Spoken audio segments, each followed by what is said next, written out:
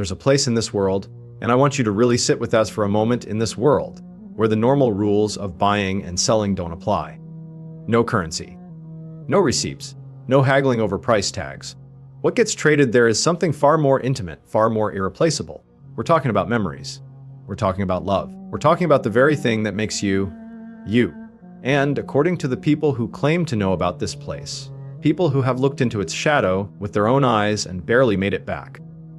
Once you've sold that piece of yourself, you don't get to miss it, because the missing requires the memory, and the memory is already gone. This story was sent to us by a listener, a man named Mohammed, a Bangladeshi worker living out in Dubai, who one evening, after a long shift under the desert sun, sat down in a parking lot with two friends and heard something that he understood the world. He didn't ask to hear it. It just arrived. The way the most disturbing things always do.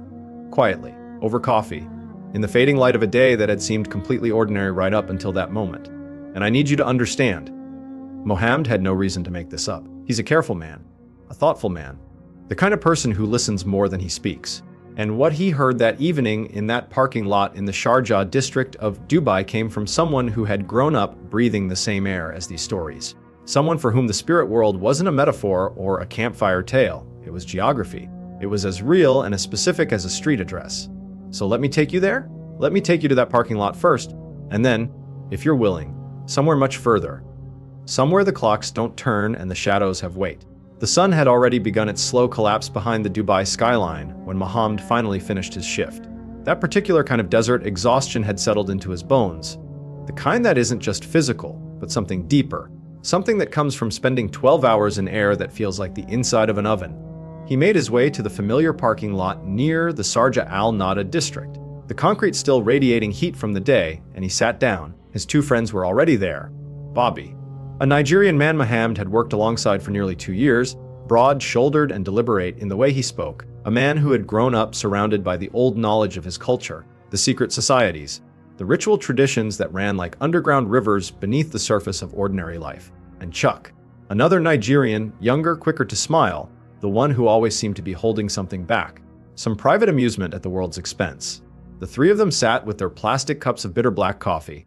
The neon lights of the lot hummed overhead. The air smelled of dust and exhaust and, faintly, of something sweet from a nearby food stall. It was the kind of evening that should have been unremarkable, and for a while, it was. Chuck was the one who broke the silence. He set his coffee cup down on the concrete beside him, and he looked directly at Mohammed. Not the casual sideways glance of ordinary conversation. A direct, purposeful look. Like he'd made a decision, he said, and Mohammed remembers this precisely. Mohammed, you listen to a lot of scary stories. But do you know that there is a place in this world where a man can go to end his suffering and come back a living corpse? Mohammed told me the awareness left him instantly. Just like that. Gun. He straightened up and looked at Chuck, and something in Chuck's voice, that particular quality of absolute seriousness beneath the usual lightness, told him this wasn't the beginning of a joke. Chuck's voice dropped to just above a whisper. He leaned forward slightly, and he said 2 words. Spirit market. And here's where things get really dark, Bob. Because Bobby, the older Nigerian man, the one who knew things, the one who had spent years around the secret traditions of his homeland, Bobby's body changed the instant he heard those words. Mohammed described it as a kind of physical flinching, as though the name itself carried a voltage. Bobby's eyes narrowed his jaw, and he said, in a voice that had gone very quiet and very grave, oh yes. The spirit market, where market logic fails and shadows rule. Don't go deep into that, Chuck. It's a psychological trap. The parking lot felt heavier after that. Mohammed said the neon light above them seemed to flicker, though he couldn't be certain if it actually did, or if that was just his mind making the moment fit the feeling. But Chuck didn't stop. He smiled, that private smile, and he said, deep in the forests of the Casamance region, on the southern border of the Gambia, every 100 years, this market appears. It doesn't exist in our world. Not really. It exists in another dimension entirely. And there, Mohammed, money is worthless. What you bring to spend there is something else. Something that belongs only to you. Seth Mohammed asked the question anyone would ask. What? What do you bring? And Chuck said, your most valuable possession, your memories. Now, I want you to think about that for a second. Not your house. Not your savings account. Not even your health. Your memories. The archive of everything that has ever mattered to you. Your first morning understanding what love felt like. The sound of your mother's voice when you were small and frightened and she was right there. The particular quality of light on a day that changed your life. All of that. That entire interior library. That is what the traders of the spirit market deal in. Chuck went on to describe the place in detail that night. And what he described came not from imagination but from inheritance, from his grandfather, a man the people around him called Pagla Dadu, which roughly translates as the Wandering Elder. A man who, by Chuck's account, had spent his entire long life walking the world we can see and the one we can't. According to Chuck, the Casamance region in southern Senegal and the Gambia is a place where nature itself seems to be alive in a way that goes beyond biology. The forests there, the ancient ones, deep in the interior, are what the local Jola people call sacred groves. And in those groves, every ancient silk cotton tree, every baobab with roots like a city's underground infrastructure, is understood to be the home of something. The Bacon, powerful spirits, not ghosts, not demons exactly, something older than either of those categories. In the deepest parts of these groves, Chuck said, there are no birds, no insects, no sound of wind through leaves. The air simply stops, as though it has been asked politely to wait outside. Mohammed said Chuck described this stillness as the opposite of peace, not the comfortable silence of a quiet room, but the pressurized silence of a held breath, of something enormous pausing before it decides what to do next. And time, Chuck explained, his voice still barely above a whisper there in that parking lot. Time in those deepest parts of the grove behaves differently. The Jola spiritual tradition holds that a single moment in the spirit market can stretch into what we would experience as months. Chuck said his grandfather had described witnessing a flying insect frozen mid-wing beat at the boundary of one of these sacred zones. The wings caught at the precise apex of their arc, suspended in air, as though someone had reached into the machinery of the universe and simply stopped the relevant gear. This is the threshold of the Kambani, the spirit market, and it only fully manifests, fully opens for business, once every 100 years.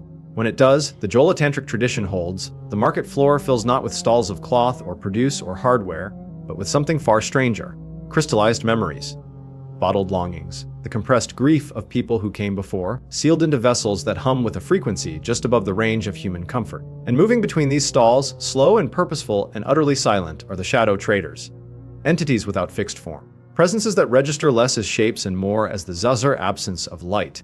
Darker than darkness, somehow the way a black hole is more than just dark. And at the center of it all, the master dealer, the one who decides what your memories are worth. Bobby, who had been listening in stiff silence, finally spoke again. He didn't contradict any of what Chuck was saying. He just added to it, in that grave, careful voice of his. He said, the market has a gatekeeper. Remember that. Nothing enters without permission, and nothing exits without cost. The gatekeeper, Chuck confirmed, is what the Jola call the Kumpo. Mohammed had actually heard the name Kumpo before, but in a different context. He'd seen references to it in a previous story he'd come across, where the Kumpo appeared as a kind of ceremonial figure in festivals, a masked dancer made of palm fronds and woven grasses, spinning endlessly at the center of ritual celebrations. He mentioned this to Chuck. Chuck's response was immediate, and it was a correction. He said, the Kumpo you've read about, the one that dances at festivals, that is a shadow of the real thing, a human interpretation, a respectful imitation. When our people make a Kumpo for a celebration, they are honoring the idea of the entity the way a painting honors a living face. But the actual Kumpo, the one that exists in the Casamance forest, at the threshold of the Kambani, that is something altogether different. He described it.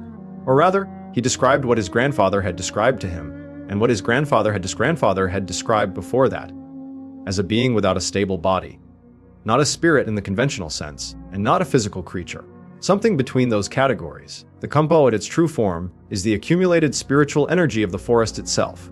Centuries of intention, of sacred protection, of boundary keeping, compressed into a single terrifying presence. When it manifests at the edge of the spirit market, Chuck said, it takes the shape most associated with it in human tradition. A vast column of spinning palm fronds and dry grasses, rotating with such force that the air around it becomes a kind of vortex. Anyone who enters the sacred boundary without permission, without the right preparation, without the right intent, the Kumpo's rotation catches them, and they don't get lost in the usual sense. They get fixed, frozen into the stop-time fabric of the forest, like that insect suspended between wing beats. Trapped there, unchanged while the world outside continues to turn without them. Chuck looked at both of his friends then, and he said, the Kumpo is not just a guard, it is the law. And in that market, the law has no mercy for the unprepared. Bobby said nothing. But Mohammed noticed that the older man had stopped drinking his coffee entirely. It sat in his hand, cooling, forgotten. That night, in that humming parking lot under the artificial desert stars, Chuck began to tell them the story. It was the year 2000. The Gambia, a remote village in the Casamance border region, where the forest presses close on all sides and the nearest city feels like a rumor from another world. And at the center of that story, a woman named Safi, a healer and a mother, who on an ordinary morning became something unrecognizable. Safi was what her community would have called a traditional medicine woman, not in the sensationalized sense that outsiders often imagine, but in the practical, rooted sense of a person who has absorbed generations of plant knowledge, of reading bodies, of understanding the invisible currents that run through a community's health. She was respected, she was trusted, and she was a mother with a fierceness that her neighbors sometimes described as almost frightening in its intensity. The way a flame is frightening not because it destroys things, but because of how completely it commits to burning. Her son was named Baka, 8 years old. 9, perhaps. Chuck was slightly uncertain, a small, round-faced boy who followed his mother everywhere, who had inherited her watchfulness and her serious dark eyes. What happened on that particular morning was witnessed by several of Safi's neighbors, and the account of it spread through the village within an hour. They heard the screaming first. Baka's screaming, a child screaming, which carries a specific kind of acoustic quality that cuts through walls and distance in a way that adult voices don't. The neighbors ran. What they found inside Safi's house was, by any standard of human experience, incomprehensible.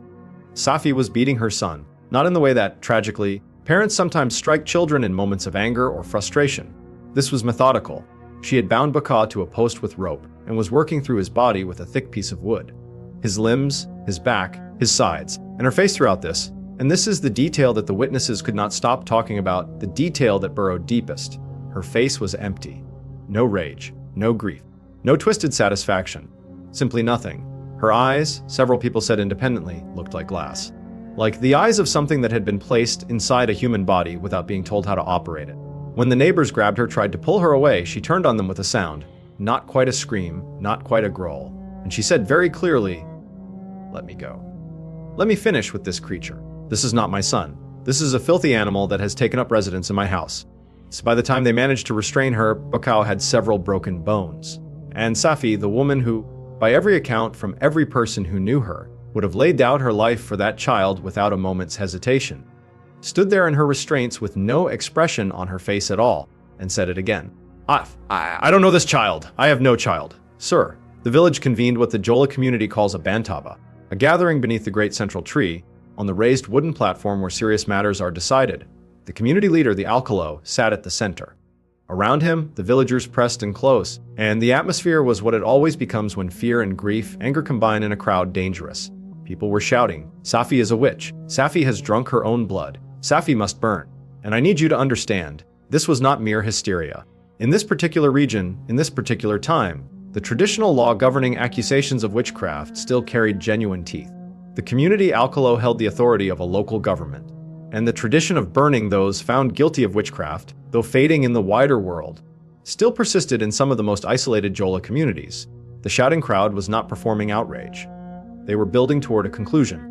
Safi sat in the dirt with her hands bound behind her, her hair loose and tangled with dust, and she said nothing, just stared at the ground, not with the downcast eyes of shame, but with the vacant stare of someone looking at something that wasn't there, or something that only she could see.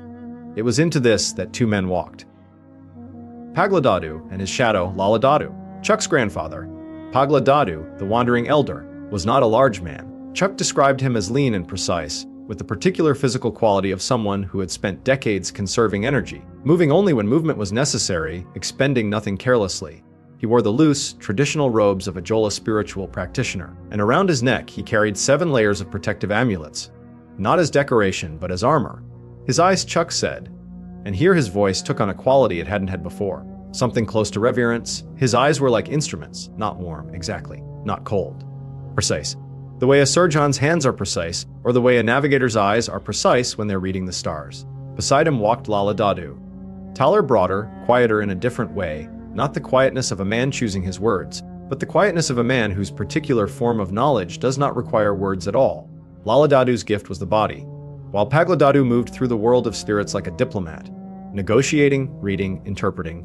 Laladadu worked with the physical substance of people, with bone and sinew and the language that pain writes in living tissue. His hams, Chuck said, were famous across the coastal region, people believed, and the results over decades of practice seemed to confirm that his fingertips held something ancient. Some concentrated healing that the forest had taught his bloodline over generations. The two of them pushed through the crowd without hurrying. The crowd let them through, because that is what crowds do for people who carry that particular quality of authority. Not the authority of position or wealth, but the authority of knowledge that others don't have access to. Pagladadu stood in front of Safi and looked at her. Just looked, for a long moment. Then he turned to the alcalo and said, and Chuck's voice shifted here into something more deliberate, more formal, as though he was rendering a translation with great care. The fire you are building today will not burn a witch. It will burn a woman who is already lost. The person sitting in this dirt is not Safi. Safi is not here. What you are looking at is Safi's body operating without its owner. Alcalo frowned. He said, Pagladadu, she broke her own son's bones. What explanation covers that? And Pagladadu said, the explanation is that the most essential part of Safi, the part that knew Baka, that loved him, that would have died for him, that part is no longer inside her. Something took it, or rather, she gave it away. In the Kambani, in the spirit market, the crowd's noise changed at that, not louder, but different. A different kind of noise. The noise of a community that has just heard something that frightens it more than the thing it was already frightened of. The alcalo was quiet for a moment. He and Pagladadu had been friends for many years, and he knew that the elder did not say things for effect. He said, wife, I want 4 days. Pagladadu said. The alcalo looked at the crowd. He looked at Safi, still staring at nothing, still with that terrible absence where a person's face should be. He looked at the direction of the building where Bakal lay. Then he said, 4 days, Pagladadu. After that, I cannot hold them. Saint Laladadu, who had said nothing throughout, stepped forward. He looked directly at the alcalo and said, Baka came back from the edge of death once in his life before. I stood beside him then as well. In 4 days, I will return his mother to him. You have my word. Sarah, there are certain combinations of character and track record that make a promise credible, even when what is being promised seems impossible. This was one of those moments. The alcalo raised his hand and the crowd settled, not happily, not without continued grumbling, but it settled. 4 days. They took Safi and Baka to Pagladadu's compound on the edge of the village, a collection of mud, walled buildings surrounded by a dense screen of medicinal plants, where the air always carried multiple competing aromas, and the ground was permanently stained with the residue of decades of preparation and practice. Pagladadu's wife, known throughout the region simply as Big Mama, a title that communicated not just seniority, but a quality of spiritual weight, of someone who has absorbed so much of her husband's work over the years that the distinction between assistant and practitioner has long since dissolved. Big Mama took one look at Safi and at Baka and made the kind of quiet, immediate assessment that comes from a lifetime of seeing damaged people. She went to the stone mortar in the corner of the compound's courtyard and began grinding. What she ground was a plant that the Jola called blue gripper. Chuck translated the name carefully, emphasizing that the English approximation loses the specific spiritual connotation. A rare climbing vine found only at the edges of deep water, which the tradition holds to have the property of dissolving the hold of malevolent forces and, crucially, of recalling scattered memories to the body that originally held them. She ground it into a thick paste, and she took that paste and pressed it carefully onto Safi's forehead, covering her entire brow. The moment the paste touched Safi's skin, Safi's body shuddered. A single convulsion, sharp and brief, like someone startled awake, and her forehead, which had been fever hot to the touch, went cold. Immediately and completely cold, as though something inside had been switched off. Big Mama spoke quietly, in the old protective formula of her tradition, and she said, while this mark stays on your forehead, no shadow trader from the Kambani can find you. This is your wall. This keeps you here. See, in the next building? Laladadu was already working. He sat on his heels beside Baka, his worn leather medicine bag open beside him, and he warmed his hands in the way Chuck described with careful specificity, pressing palm to palm, generating friction until the heat became something more than physical warmth, until a faint haze seemed to rise from his skin. Then he opened a small clay vessel from the bag. Inside was a dark oil, almost black, with a smell so penetrating that it rearranged the air of the room around it. He began to work on Baka's bones. The boy was unconscious. Not in the ordinary sense, but in the specific unconsciousness that Laladadu himself had induced, a trance state in which the body could be worked on without registering pain in the conventional way. And as Laladadu's oil-covered hands moved over the sites of breakage, the forearm, the ribs, the ankle. Those present later reported hearing something that shouldn't have been audible, a sound from beneath the skin, a gentle, persistent, systematic clicking, as though under the surface something was sorting itself out. Pieces finding their correct places and settling back into alignment, the way a dislocated joint sometimes audibly relocates. Pagladadu watched from the doorway for a moment, then turned away. Laladadu could handle what was happening in that room. What Pagladadu needed to handle was elsewhere. He went to his own room, sat in the center of the floor, and called his messenger. In the Jola spiritual tradition, and in many West African traditions more broadly, there exists a category of spirit entity whose specific function is the gathering of information. Not oracle spirits, exactly. Not spirits of the dead. Something more specialized beings who move through the invisible fabric of the world collecting data, who can be sent by a skilled practitioner on reconnaissance missions into places and times that physical investigation cannot reach. Pagladadu's messenger was one of these. He called it by a name Chuck rendered in English as Mukbir, the carrier of news. He summoned the Mukbir through a period of concentrated meditation, through specific incantations that had been passed to him through an unbroken chain of transmission going back further than any living person could reliably trace. And the Mukbir came. Chuck said his grandfather described its arrival as a change in the air of the room. A sudden cold that had nothing to do with temperature, and a quality of attention that was suddenly present where it hadn't been a moment before, as though the space had grown an eye. Pagladadu instructed the Mukbir precisely. Go, find what happened to Safi, find where the fracture is, come back. The Mukbir left, and then the waiting began. Pagladadu and Laladadu sat in the compound's main room as the night deepened, passing the old carved wooden pipe between them. An instrument that Chuck was careful to specify was not a casual object but an ancestral tool, used specifically in moments of high-stakes deliberation. Its smoke carrying its own clarifying properties in the tradition's understanding of such things. The Mukbir returned after what felt like a very long time. But its report was unusual and troubling, the Mukbir said. And here Pagladadu noted that the entity's usually composed voice carried something he had never heard in it before, something close to what he could only describe as unease. Elder, I have searched every corner of the Gambian landscape. I have pressed my ear to the wind. I have followed every trail that Safi's energy has left in the visible world, and there is nothing. The thread simply stops. Wherever the essential Safi went, whatever happened to her, it did not happen anywhere that I can reach. Wherever she is, it is beyond my access.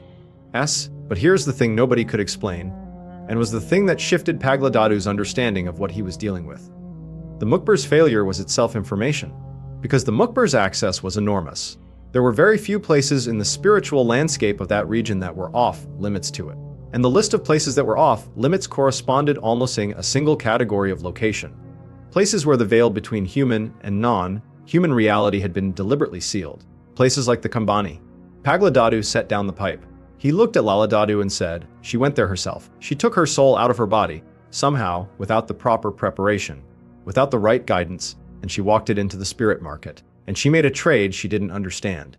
See, Laladadu said. What did she sell? The thing that makes her know her son, Pagladadu said. And then, after a long silence, he said something that changed the nature of their work entirely. He said, we need to go and get it back.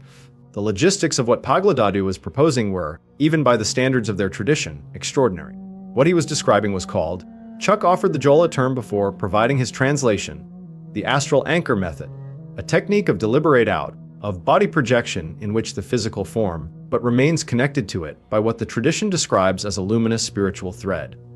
A filament of consciousness that acts as both a tether and a retrieval line. The body sleeps, the soul travels, and if the soul encounters danger in the place it has gone, the thread allows it to be pulled back before the connection severs completely.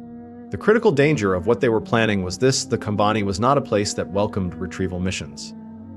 The Kumpo's mandate was to enforce the market's transactions. What was sold in the Kambani stayed sold. What was traded stayed traded. An attempt to take back what had been given was, by the market's logic, theft. And the consequences of being caught stealing in the spirit market were the thing that had ended more than one reckless practitioner's story permanently. Their souls simply remained there, pressed flat against the walls of that stopped time-space like photographs of people who used to exist. Laladadu said, the Kumpo will not simply let us walk in. Tough. No. Pagladadu agreed. Bath, but I believe the Kumpo will hear us. There is a difference between someone entering the Kambani out of greed, to make a transaction, to acquire something at someone else's expense, and someone entering to correct an injustice. The old traditions suggest the Kumpo has always understood that difference. If we approach honestly, if our intention is transparent, he paused for a moment and then added, and if we enter under the protection of the astral anchor, we will not be fully visible as ourselves. The traders won't know what we are until we've already done what we came to do. The Laladadu was quiet for a long moment. Then he nodded. They set a time. Late that night, when the village was fully dark and still, Big Mama would maintain the watch over Safi and Baka. The two men would lie down in the workroom. They would begin the incantations, and then they would go. Here's where things get really dark, and I mean that in the most literal sense. Because what I'm about to describe is the account of two men entering a place that does not exist by any physical coordinate. A place where the rules of reality have been replaced by something older and less forgiving.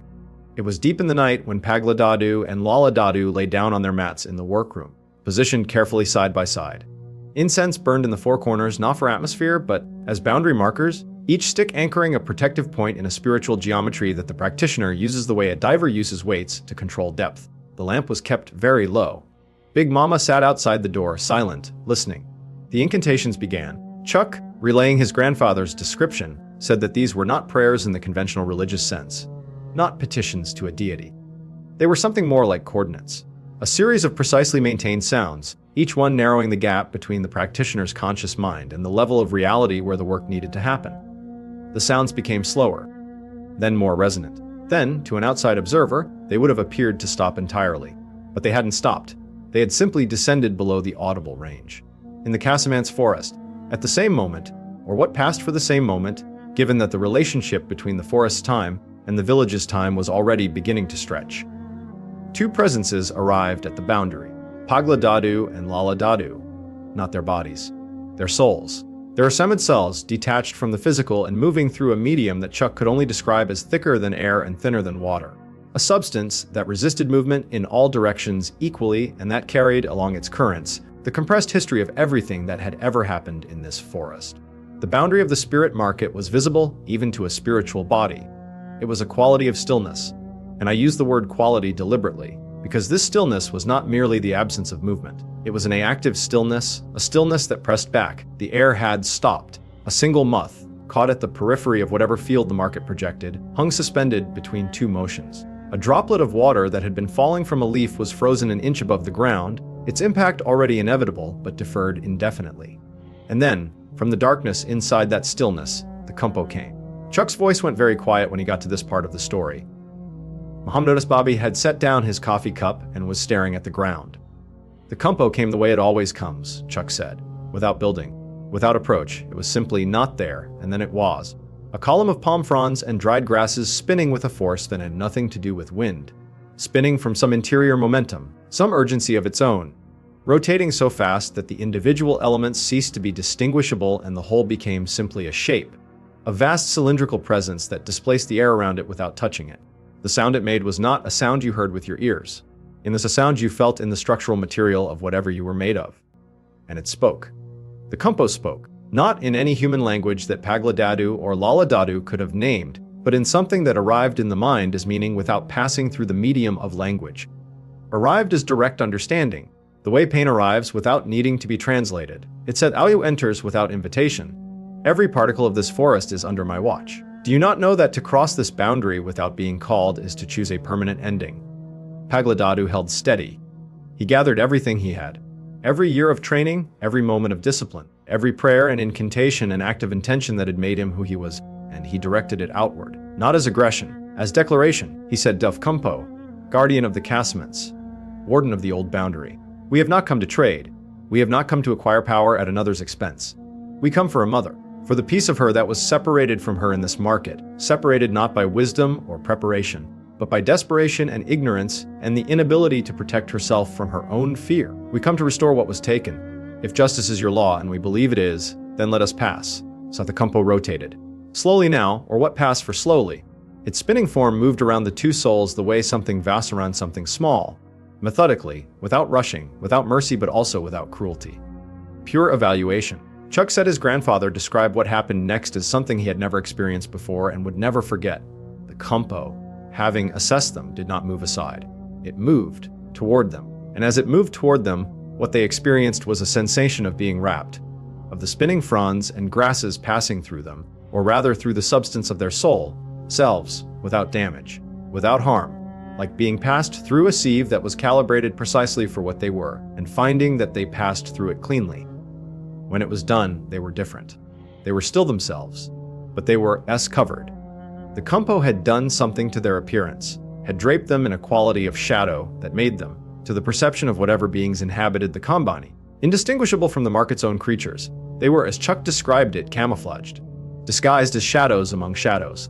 The compo spoke once more, and this time its voice had changed. Not warm, but somehow less absolute. It said, "You are cloaked. Move quickly. The traders are perceptive. If your true purpose becomes clear to them, no covering will protect you.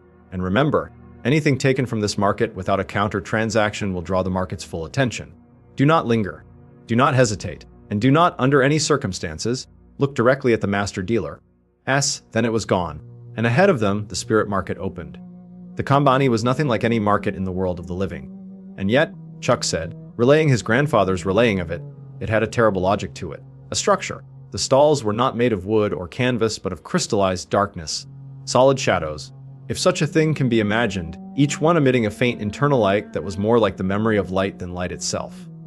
In the first stall, they passed glass jars, sealed with stoppers made of something that looked like dried skin and containing a compressed and miniaturized version of a moment. A child's birthday. A first morning of spring. A wedding night. Sealed. Sold. Gone from someone. In the second, something that appeared to be sounds, bottled. The specific sounds of specific voices. A mother calling a name. A husband laughing at something his wife said. These sold separately from the memories themselves, Chuck explained, because in some transactions the seller tried to hold on to one while surrendering the other, and found that without the memory, the sound was just noise, and without the voice, the memory was just a shape. The figures moving between the stalls were what the Jola tradition calls shadow selves.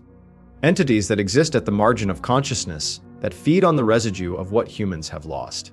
They paid no attention to Pagladadu and Laladadu. The compost covering was working, at the center of the market. If a place without spatial rules can be said to have a center, was a tree, or what had once been a tree, or what the market used to represent a tree. Its roots spread across the floor of the market space in all directions. And in the junction of those roots, like something nested there, sat the master dealer. Chuck struggled with the description here. He said his grandfather had struggled with it too, and had eventually concluded that language was not designed for what he was trying to describe. What he settled on was this: the master dealer was a volume of moving darkness that had learned, or chosen, to organize itself into something that suggested a figure without committing to one. Two arms, or what passed for arms, extended from its center, their fingers. If fingers, long and attenuated, like the final threads of something unraveling. It used these appendages to reach into the air above its station and pull, extracting from the atmosphere things that were not visible but were, apparently, tangible to those with the right kind of perception. The raw material of human experience, processed and organized and prepared for storage. Now, I want you to think about that for a second. Here is a being, if being is even the right word, whose entire existence is organized around the collection, processing, and storage of what human beings have given up of themselves. Every transaction that has ever happened in the Kambani has passed through those extending appendages. Every piece of love, of grief, of memory, of identity that has been traded in this market over the course of centuries, the master dealer has touched it all, has decided its value, has accepted it. And somewhere in its vast private archive, pressed between the compressed experiences of 100 years of desperate transactions, was the specific piece of Safi that made her Baka's mother. Lala Dadu, with his particular form of spiritual vision, the vision that allowed him to perceive the living energy within physical structures, the aura of vitality that exists in bone and blood and tissue, scanned the market storage carefully. His eyes moved through the arranged crystallized items with the systematics of a man who has spent a lifetime reading what most people can't see. And he found it. A small concentration of blue light, faint, almost imperceptible, tucked into the shadows of a shelf at the far edge of the master dealer's station. Within it, barely visible, a child's face repeated. The same small face turning in the light, present and then absent, present and then absent. Not a picture, a memory in motion. The specific living recollection of a woman looking at her son and knowing him. Around it, a ring of Ninkananka. The market's shadow, guards, entities whose specific function was the protection of completed transactions, the enforcement of the market's claim on what had been sold. They moved around the blue light the way large slow fish move around something they are guarding. Methodical, without urgency, but with the absolute certainty of something that knows it cannot be bypassed through force. Lala Dadu looked at Pagla Dadu, a single look that communicated everything. I have found it. Now you need to do your part. And here's where the astral anchor becomes critical. Because what happened next happened in two places simultaneously. In the workroom of Pagla Dadu's compound. The two bodies lying on their mats had been silent for a long time. Big Mama sat outside and listened and counted her breaths and held her attention on the thread. The sense she had developed over decades of proximity to her husband's work, of knowing whether the line was intact. The thread was intact, she could feel it, faint and taut and absolutely vital, And then, from Pagladadu's unmoving body, the incantations began to emerge again. Not audible, exactly. More felt than heard. The sound of a very deep drum, except there was no drum. The sound of a very old forest settling, except there was no forest.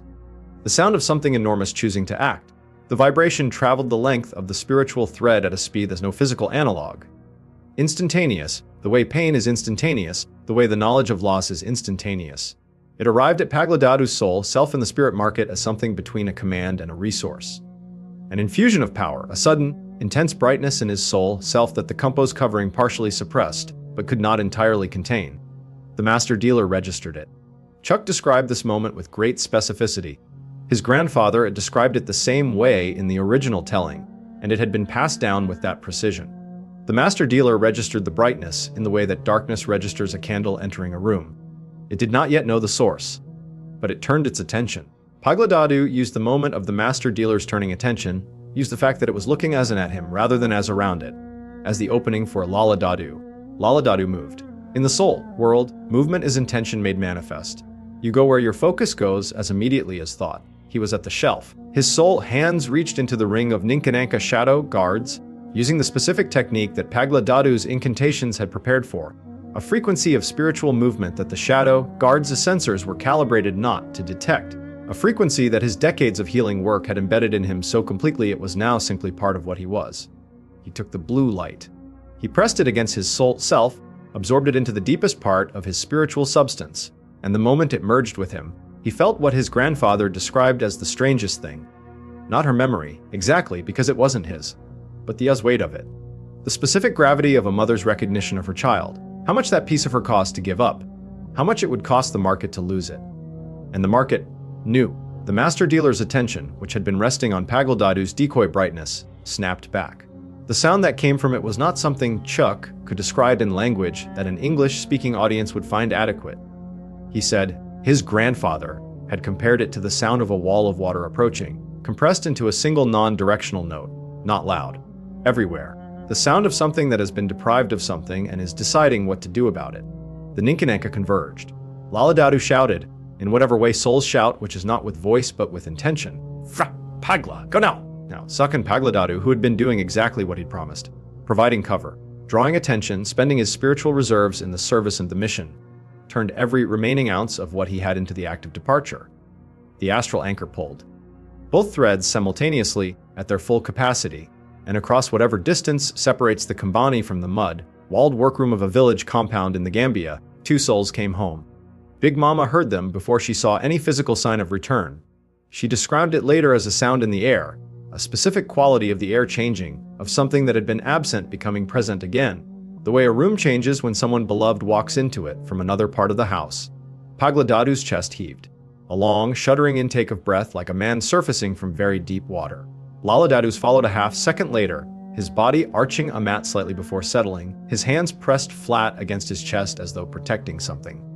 In the other room, in the same moment, Safi began to scream, not the empty, mechanical vocalization that her bound, vacated body had been producing for 3 days. A real scream, the specific, raw, throat-tearing sound of someone who has just remembered something unbearable, the sound of grief and terror and love arriving all at once. Big Mama ran to her. Safi was on her knees. Her bound hands were in her lap, and she was weeping with the complete, unguarded ferocity of someone who has been away from their feelings for a long time and is now receiving all of them back at once, full strength, without warning. The blue gripper paste on her forehead had darkened to the color of a bruise. She looked up at Big Mama with eyes that were finally, unmistakably inhabited, and she said one word. Baka. They brought them together in the courtyard as the first light of the day was establishing itself in the eastern sky. Barely light yet, more the suggestion of light. The world taking its first careful breath before committing to another day. Laladadu had worked through what remained of the night on Baka's bones, completing the final phase of the Jala healing technique with the careful, focused attention that had made him legendary across the coastal region. The bones were not healed. That would take weeks of careful treatment of the specialized splinting and medicinal applications that were Laladadu's particular art form. But they were stabilized. The worst of the damage was arrested. The child would recover. He would walk without a limp. He would use his hands. The full recovery would be long, but it would be complete. They set Baka down in the courtyard, propped against the compound's eastern wall where the warming light would reach him first. And then they brought Safi. She walked on her own. slowly, and with the particular careful quality of someone who has been very far away and is still reorienting themselves to the familiar. Big Mama walked close beside her, one hand hovering near her elbow without quite touching it. Safi saw her son, and what happened then is the part of the story that Chuck told most quietly. His voice, already lowered, dropped further still, because what happened then was not dramatic in the conventional sense. There was no thunderclap, no miraculous visible healing. It was simply this: a mother saw her child, and the recognition, the specific, irreducible knowledge of that particular person as the most important person in her world, rose in her, and the force of it coming back to her after 3 days of its absence broke through everything. She made a sound that is not a sound with a name in English. The sound that exists between a laugh and a scream and a sob. The sound that the body makes when the thing it has been most afraid of losing turns out to be still there. She crossed the courtyard in 3 strides, and she went to her knees Baka, and she gathered him against her, arms around him, face in the curve of his neck, and she said his name. Once, and then again, each time quieter, each time more certain. Baka, Baka, the boy, who had been unconscious for most of the past day under Lala Dadu's induced stillness, came back to awareness in his mother's arms. He blinked. He turned his face into her shoulder, and then, slowly, his arms, the one that was splinted and the one that was free, moved to hold on. Pagla Dadu and Lala Dadu stood in the courtyard and watched. And even these 2 men, who had spent their entire long lives in the territory between the ordinary and the extraordinary, who had seen things that would have shattered the composure of most human beings, even they had nothing to say. After a long time, Pagla Dadu looked at the sky. Then he looked at his old friend. Lala Dadu said, very quietly, "The bones will heal?" "Say, yes." Pagla Dadu said, "And that was stolen has been returned." Darf. Yes. A pause. The courtyard was full of early light now. Somewhere in the village, a rooster was making its announcement. "The Kumpo let us in," Lala Dadu said, not as a question. The Kumpo understood the difference between greed and repair. Pagla Dadu said. Lala Dadu considered this for a moment. Then he nodded slowly in the way of a man who is confirming something he has long suspected but never quite had the evidence to state definitively. Later that morning, Pagla Dadu stood before the Alcalo and the assembled village and told them what had been found and what had been done. He explained what Safi had done, not with judgment, because judgment was not his purpose, and because what Safi had done, she had done from desperation and ignorance rather than malice. She had heard, somewhere, something about the spirit market. Had found, perhaps, a way to reach its threshold in a state between sleep and waking. The kind of unguided spiritual wandering that the tradition warned against with absolute seriousness precisely because its consequences were exactly what Safi had experienced. She had gone in without protection, without guidance, without any understanding of what she was entering. And she had been relieved of the thing that was most essentially her, what she had wanted badly enough to risk it, what she had traded away her motherhood to try to obtain, was something the village would eventually learn. Relief from a debt that had been pressing on her for years, a financial burden that she had seen no other escape from, that had been quietly grinding her life smaller and smaller while she tried to maintain the appearance of stability for Baka's sake. The Alcalo listened to all of this. Then he stood and he addressed his community. And he said what a community leader says on those rare occasions when his judgment has come close to causing an irreversible harm. He acknowledged it. He said the fire that had nearly been lit would have burned an innocent woman. He said that without Pagla Dadu and Lala Dadu, the village would have carried that particular wrong on its conscience for generations. He said to the 2 elders, "You have given us back not only Salfe, you have given us back ourselves." That night, in the parking lot of the Sharjah district of Dubai, Moham sat with his cold coffee and listened to the last of Chuck's count of his grandfather's story. The neon lights hummed. A car somewhere in the distance was playing music that faded as it moved away. Bobby, who had been silent for a long time, spoke. He said in that deliberate, heavy voice of his. And Mohammed has remembered this phrasing precisely. Remember one thing. People, money is available. Only a few have friends like Pagla Dadu and Lala Dadu who come back. And Mohammed sat with that for a while. With what it meant to have someone who would go where you are, even when where you are is somewhere that costs them everything they have to reach. The story that Chuck told in that parking lot. The story of Safi and Bakao. And 2 old men who walked into the stopped time-space of the spirit market and walked back out again with something that had already been sold.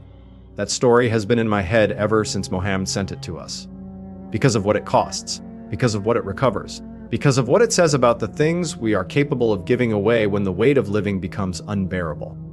And about the very specific, irreplaceable grace of being known, of being seen clearly, of having someone look at you and recognize you completely. Safi lost that for 3 days. and in losing it, she nearly lost everything else.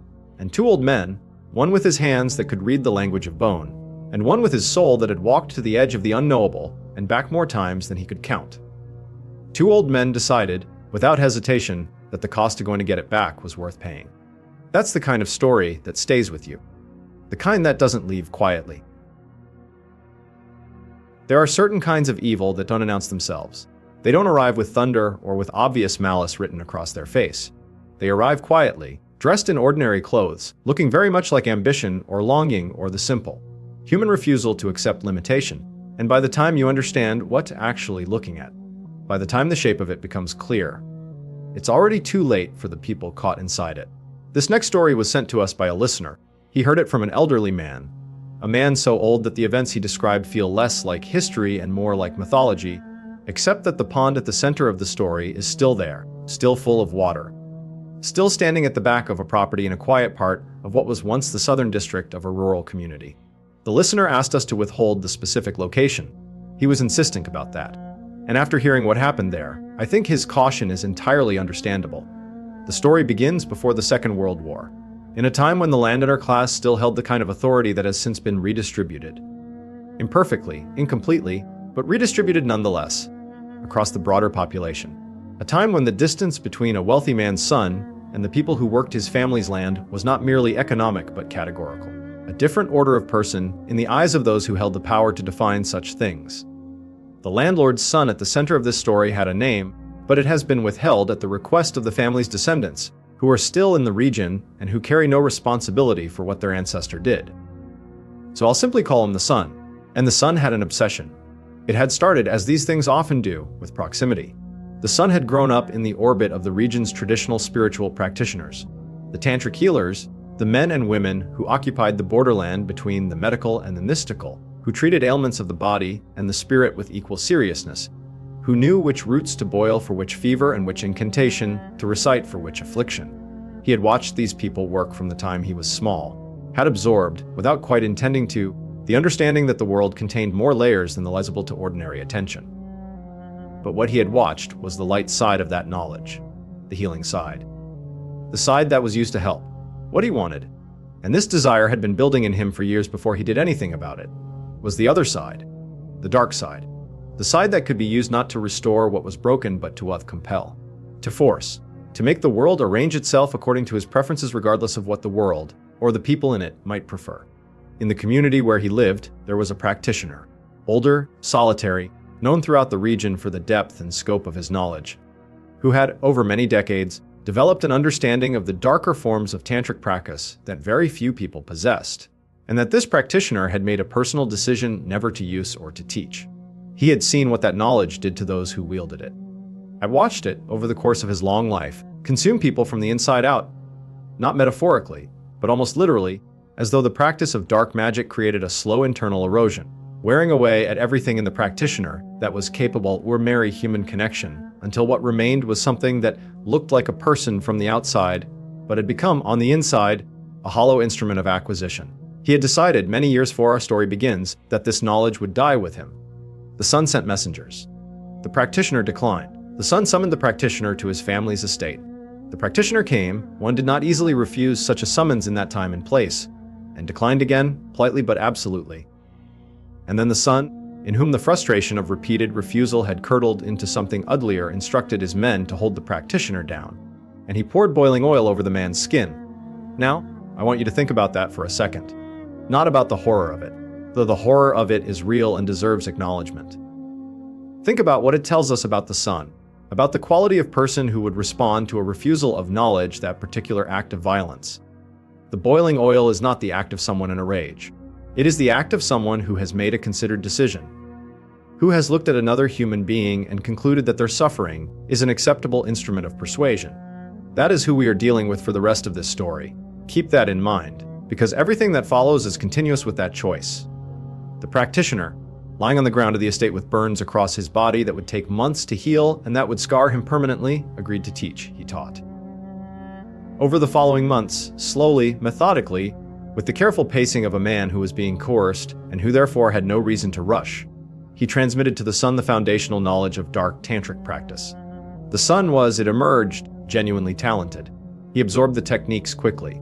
He had the particular quality of focused, obsessive attention that these practices require, and he had none of the ethical hesitation that tends to limit more conscientious practitioners. He learned, and he used what he learned. But here's the thing nobody could explain, and it is one of the stranger aspects of this entire account. Even as he was acquiring this knowledge and using it to do harm, the practitioner continued to teach him, continued to sit with him in the sessions, continued to demonstrate and to correct and to guide. The elderly witness who passed this story down said, when asked about this, that the practitioner had once offered an explanation. He said, "I teach him what he asks for, but I teach it in a sequence of my own choosing, and not everything I teach him is what he thinks it is." See, what that meant exactly, the elderly witness did not know. He reported it as he heard it. Make of it what you will. The son, meanwhile, had encountered a girl. He had been moving through his territory, the landlord's son touring his family's domain as was customary, when he came across her.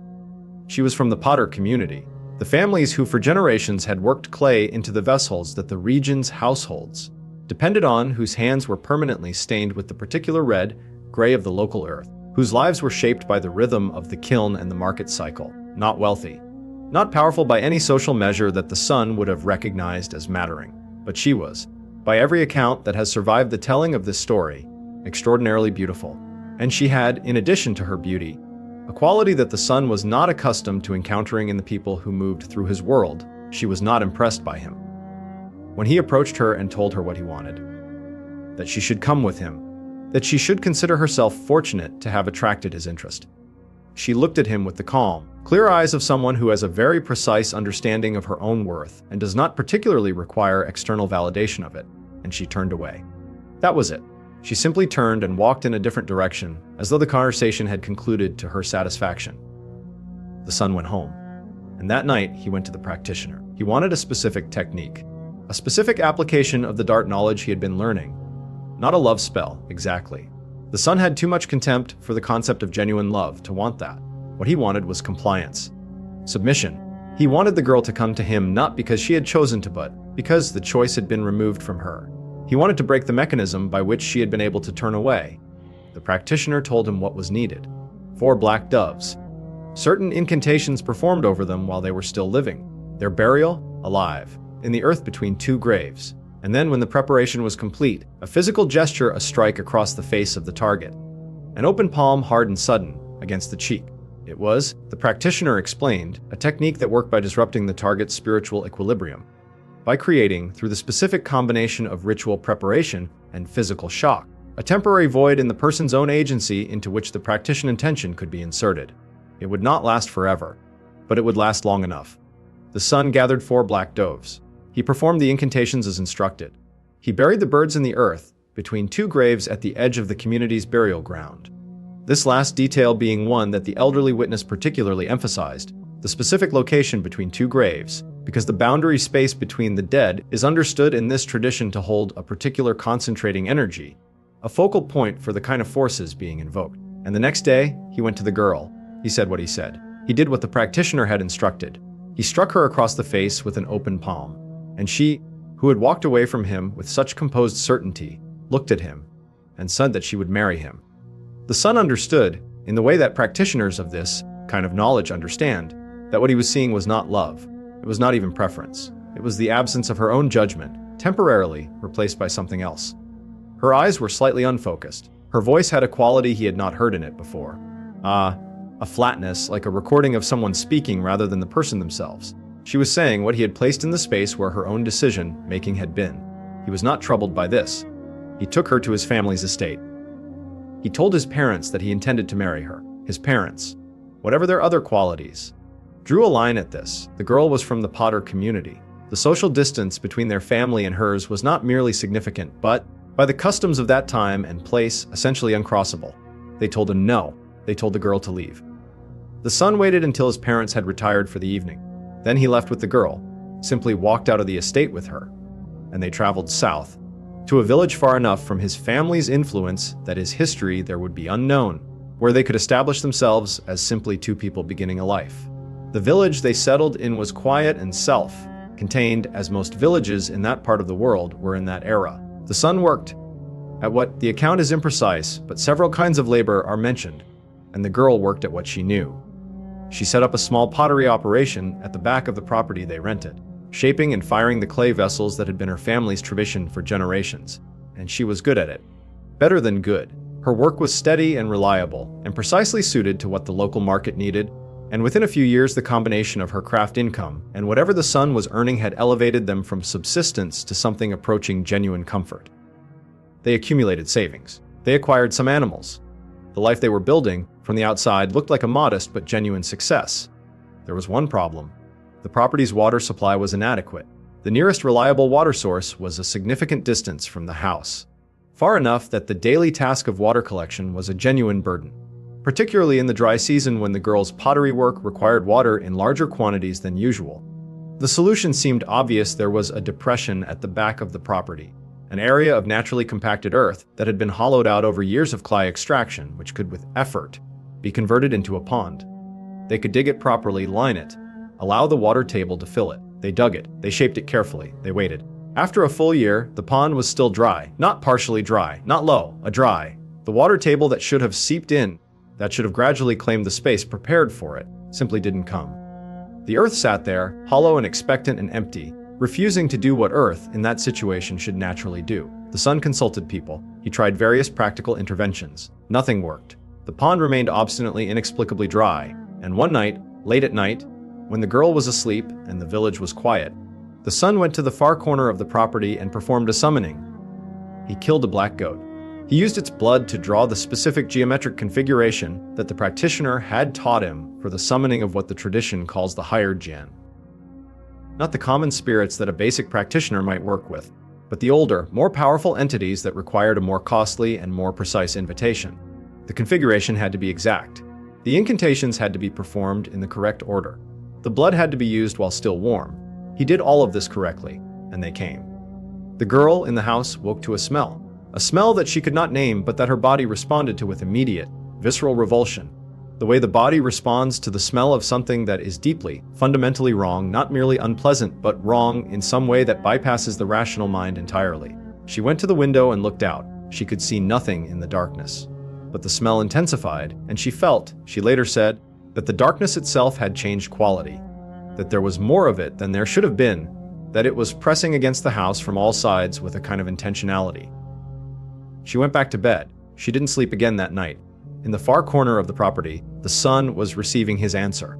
The jinn he had summoned were direct and without preamble. They said, "The pond is dry because what you have prepared has not been consecrated. To fill a vessel of this kind, a vessel intended to serve, requires a sacrifice of equivalent significance. Water is life. Life requires life." The son asked what kind of life. The jinn told him, a bride, newly wed, offered to the pond on the morning after her wedding night. Do this and the water will come.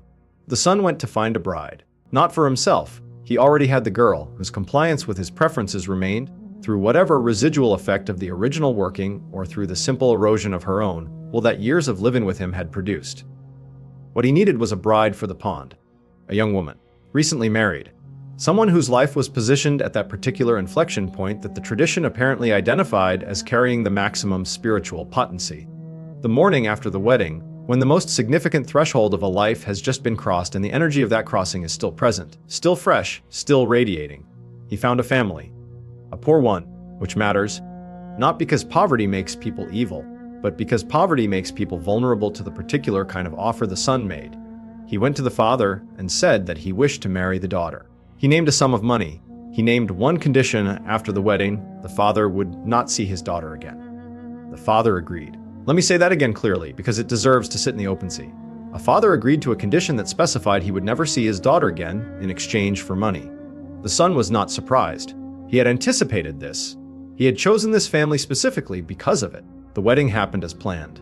And on the morning after, before the sun had fully risen, the son told his new wife that it was the custom of his household for the bride to bathe in the pond at the back of the property on the morning following the wedding. It was a purification tradition, he said, a beginning. She was afraid. The sun hadn't properly risen. The pond, which she had no way of knowing was not merely dry but waiting, was a dark shape at the back of the property. She hesitated. She was not given a genuine choice. The son pressed the matter with a combination of persuasion and social pressure that the account characterizes as coercive. She went. He walked her to the pond. He walked her into it. the dry earth of the pond bed crumbling slightly under their feet. He walked her to the center, and then he threw the skin and the head of the black goat, the one he had killed for the original summoning, into the pond. He spoke the words the Gen had given him. He called on what he had summoned. The water came, not gradually, not as a seeping upwelling from below, but suddenly, completely, as though someone had opened a valve in the floor of the world. The pond filled. The water rose from the dry earth without visible source, cold and dark and moving with a slow, purposeful current that had no explanation in terms of any physical process the sun could have named. He climbed out of the pond. His new wife did not. The account of what happened afterward is briefer, partly because the elderly witness who passed the story down was himself working from second and third-hand information at this point, and partly because there is a particular quality of silence that surrounds aftermath of events like this one. The son lived in that village for some years more. The pond remained full, persistently, and probably full through dry seasons that emptied every other water source in the area. People used it without knowing what it had cost. The son grew wealthier. But what the elderly witness was most insistent on communicating, and what was passed down with particular emphasis through the chain of telling that eventually reached our listener, was this: the son's death was terrible. Specific in its terribleness. The kind of ending that those who witnessed it and survived it could not subsequently describe without the description changing something in them. The account does not specify exactly what form the death took. The elderly witness said he had been told, but that he had chosen not to pass that particular detail forward. He said, "Some information protects itself by being held quietly. What I will tell you is that what he did found its way back to him. In kind." That phrase, "in kind," has stayed with me since I first heard this story, because it suggests something very specific about the mechanism by which the universe responds to this kind of act. Not punishment, exactly. Not justice in the legal sense. Something more like a mirror. What you do to the world comes back to you in the same shape, at the same scale, with the same disregard for what you might prefer. The son gave a life to a dry hole in the ground, and something eventually gave his life to whatever dry hole was waiting for him. The pond is still there. Our listener has seen it. It sits at the back of a piece of land that has changed hands several times over the decades. The current owners, by the listener's account, are entirely unaware of what was done to fill it. It looks, he says, completely ordinary. A modest, unremarkable body of water in a quiet rural setting. The kind of thing you pass without a second glance. But he says, and this is the detail he was most careful to include in his account, that animals don't drink from it. The area around it has good grass, good grazing, and the animals are often thirsty. But they approach the edge and stop every time. They stand at the margin of the water and they look at it and they turn away. Every time. And if you know what I know now, if you know what was poured into that dry earth on a specific morning in a specific year before the Second World War, then the question of what those animals are detecting at the edge of that ordinary looking pond becomes one of the more unsettling questions you're likely to encounter in an otherwise normal day. Some waters remember what they cost. There is a particular kind of loneliness that belongs specifically to beauty. Not the loneliness of being unseen. The opposite, actually. The loneliness of being seen too completely, too constantly, in one single dimension, until the thing that makes you visible to the world becomes the thing that makes you most invisible within it. The loneliness of being looked at so much that you begin to wonder whether there is anything behind the looking. Whether you are a person or a surface. I don't know if that was what drove Raya to do what she did. I don't know what the precise calculation was, what she weighed against what she decided was worth the cost. What I know is what happened, what she traded, what she lost, and what was found in that locked room, in that sealed apartment in a building in a busy neighborhood of New York City, on the day that the people who loved her finally broke down the door. This story was sent to us by a listener named Saleheen, who heard it from a friend who grew up in the same neighborhood, who knew Rhea and her family, and who has been carrying what he knows for years in the particular careful way that people carry things they can't explain and can't release. Saleheen was clear about one thing from the beginning. He is giving us only what he knows. He is not filling the gaps with speculation. He is not making the story neater or more complete than his information allows. What he doesn't know, he says he doesn't know. And I think that honesty, that willingness to let the story remain partially open, to resist the pressure to close what can't honestly be closed, is one of the things that makes it credible. The neighborhood where Rhea grew up is one of those dense, layered urban communities that accumulates its own interior life over time. A place where everyone has known everyone else long enough that the distinctions between neighbors and family have softened at the edges. The kind of neighborhood where the news of what happens to what household moves through the others, not through gossip, exactly, but through the natural circulation of people who share walls and staircases and the small daily routines of proximity. Ria's family occupied 3 floors of a building they owned. The first, second, and third floors all theirs, with tenants above. The arrangement had given the family a kind of embedded authority in the building's life, a centrality to its rhythms, that reinforced the family's standing in the wider neighborhood. And Ria herself was, by the account of everyone who knew her, stated so consistently across so many independent tellings that it has the quality of a documented fact rather than a subjective impression, extraordinarily beautiful. Not pretty, not attractive in the ordinary social sense.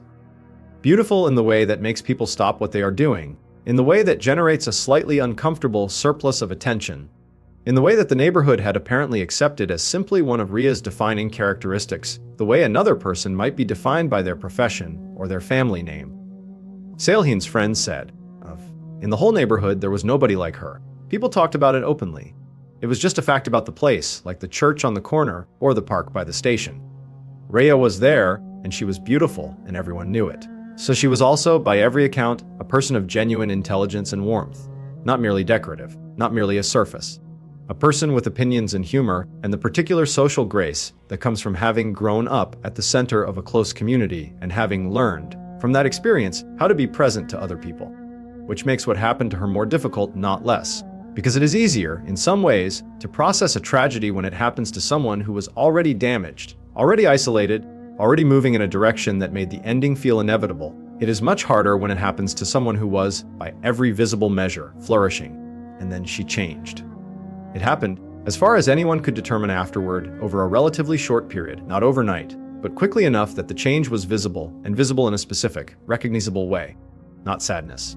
Not illness, in the conventional sense.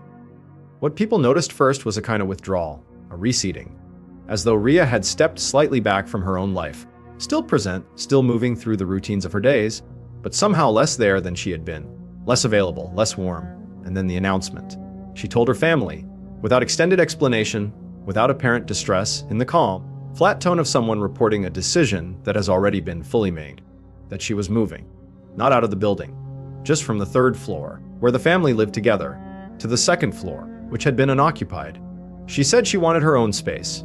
She said it in the way that made asking follow-up questions feel not merely unwelcome, but somehow beside the point. The family had the floors.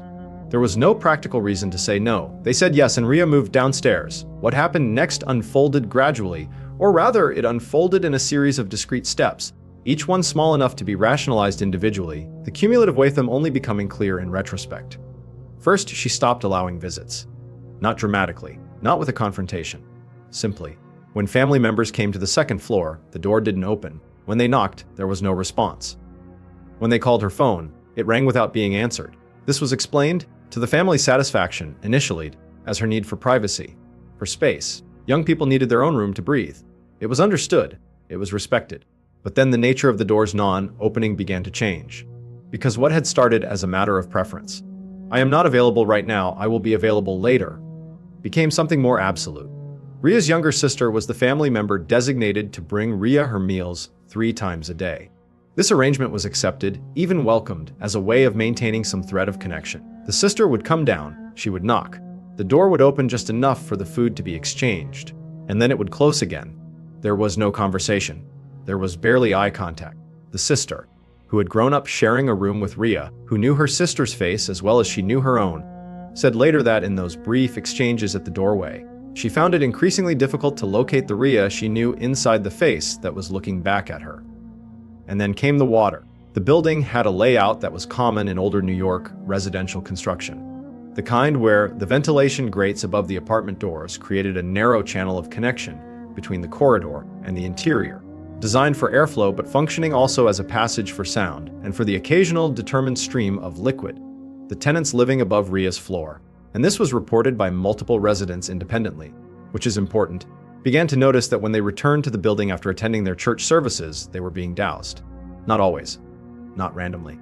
Specifically, if you came back to the building having attended a service, a Sunday morning service, a Wednesday evening prayer meeting, a special occasion at your congregation, there was a good probability that as you passed Ria's floor in the stairwell, A stream of water would come through the ventilation gap above her door and catch you in the corridor. If you came back from the grocery store, nothing. If you came back from work, nothing. If you came back from visiting friends, nothing. If you came back from church, water. The building's residents found this, understandably, both disturbing and difficult to explain. The most straightforward interpretation, that Rhea had somehow determined when her devout neighbors would be returning from worship and was deliberately targeting them, required a level of surveillance and coordination that seemed implausible. But the pattern was undeniable, and it persisted. Saleheen's friend, who lived in the building at the time, said that after it happened to him twice, catching him specifically on his return from an evening prayer service, both times, he went and stood in the corridor and looked at Rhea's door for a long time. He said, I wanted to knock. I wanted to ask her why. But standing there in front of that door, with the water still dripping off my coat, I felt something I hadn't expected. Not anger. Fear. The door itself felt wrong. Like there was a pressure behind it. Like something on the other side of it was pushing outward. Thus, he didn't knock. The crisis came when Rhea's sister arrived with the evening meal and knocked, and the door did not open. This had happened before. Rhea sometimes took longer to respond, and the sister had learned to wait. But this time, after a significant period of waiting and repeated knocking, the door still did not open. The sister called Rhea's phone. No answer. She called her parents. Her father came downstairs. He knocked. Nothing. He raised his voice. Careful, controlled, not wanting to alarm the building's other residents, but firm. He said that if she didn't open the door, he would find a way in. Silence. The family called Rhea's cousin's husband, a man who had served in the military, who they trusted with the kind of task that required both physical capability and steadiness of nerve. He arrived that evening. He assessed the door. The door was solid, and something, he could feel the resistance when he pressed against it, had been placed against it from the inside. A piece of furniture, he determined, something heavy and low. A bed frame, as it turned out. He worked at the gap in the door's frame for an extended period before creating an opening sufficient for him to force his way through. A maneuver that, by his own description, required him to compress himself through a space that should not technically have accommodated his frame, and that left him with bruising along one side that lasted for weeks. He got through. He reached the light switch. He knew the building's wiring layout, knew that the second floor's lights shared a junction with the third floor's supply, and turned on the lights. The lights did not come on. The entire block's power went out. He stood in the dark apartment and waited. After half an hour, during which he said he stood absolutely still and listened to a silence that was not, he felt entirely empty. The power came back. In the restored light, he saw that every piece of furniture in the apartment was covered. Not with dust sheets, not with moving blankets, but with fabric. White fabric, dark fabric, various textures and weights, but every surface covered. The effect was what he described, and what several others who entered the apartment subsequently confirmed, as the visual impression of a space that had been deliberately sealed off from its own contents. Like a museum after hours, like a place that had been put away. And the air. Every person who entered that apartment mentioned the air. An odor that resisted description. Not the ordinary smell of a space long closed, not mildew or decay in the conventional sense, but something that several people independently used the word wrong to characterize. Not a smell that the nose objected to, exactly, but one that something deeper than the nose objected to. Something at the level of instinct. The guest bathroom door was closed. A light was on inside, visible as a line of yellow at the base of the door. And from inside the bathroom came the smell concentrated. The cousin's husband opened the door. What he found, and I am going to be as straightforward about this as while respecting both the gravity of what it was and the dignity of the person it happened, was Rhea, in a condition that those who were present that night have consistently declined to describe in full detail, partly out of respect and partly, one suspects, because the full detail is the kind of thing that once received cannot be returned. What can be said is this: she had been in that bathroom for multiple days. The marks of those days were present in the way that marks always are, in circumstances like those. Her face. And this is the detail that has been described most consistently across every telling that has reached us, the detail that every witness seemed to find most impossible to process. Was entirely black, not bruised, not discolored in the way that injury or illness produces discoloration. Uniformly, completely, as though the original features had been overwritten black, as though the face had been replaced with an absence in the shape of a face. The cousin's husband, who had served in theaters of conflict that had exposed him to things that he had believed, before that night, represented the outer limit of what a human being could witness and remain functional. He stepped back out of the bathroom. He stood in the corridor of the apartment for a moment. Then he went downstairs and sat on the front steps of the building until the medical services arrived. When they arrived, the attending personnel, and this again is consistent across the telling, requested that a particular substance be provided to them before they proceeded. They needed alcohol, not for themselves, for the protective preparation that their experience of such recoveries had taught them was necessary. They waited until it was provided. And even then, they encountered something unexpected. When they moved to lift Rhea from her position, what happened was that her bones, and this phrasing in the account Salheen's friend gave was precise and deliberate, her bones as detached. Not broke, detached. As though the structural connections that normally hold the skeleton together in a functional relationship with the tissue surrounding it had simply ceased to function. As though whatever had been maintaining the architecture of her body had left along with everything else. The recovery took considerable time. There was no dignified way to accomplish it quickly, the official determination. And this will surprise no one who has any familiarity with how official determinations handle cases that don't fit neatly into available categories, was suicide. The medical examiner's office processed what they had, applied the framework they had available, and produced a conclusion that technically covered the facts as they could be documented. But the burial process, which followed the official procedures in sequence, produced its own complications. The vehicle transporting Rhea's remains to the cemetery suffered a tire blowout before reaching the burial ground. The replacement vehicle, sourced quickly, experienced a series of mechanical difficulties that its driver, a man with many years of professional experience who had never previously encountered anything comparable, was unable to account for afterward. The journey that should have taken 45 minutes took considerably longer. At the cemetery, a large, well-established ground that in Salheen's friend's account was identified by its proximity to a major intersection in a commercial district of the city. The area chosen for interment was in a quieter, more sheltered section. The grave had been prepared, the casket was lowered, the casket rose. Not metaphorically. Not as the result of groundwater pressure or settling earth, or any of the standard physical explanations that are offered in such situations. The casket, lowered into the prepared earth, came back up. The earth beneath it seemed to refuse. The people present at the interment tried a second time. The same result.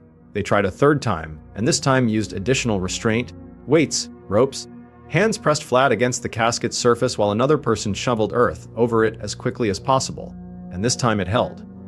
But Salheen's friend, who was present at the interment, said that for the duration of that process, which took far longer than any interment he had ever witnessed, the earth around the grave seemed to vibrate. Not visibly. Vibrate? A frequency communicated through the soles of the feet, through the legs, into the body. He said several people around him shifted their weight repeatedly, the way people do when standing on something that isn't as stable as it looks. The vibration stopped when the final shovelful of earth was in place. In the days that followed, the police and building management conducted an inspection of the locked room in Rhea's apartment. The one that had been separately secured with its own lock, and whose door had not been opened during the initial entry because the cousin's husband had prioritized the bathroom.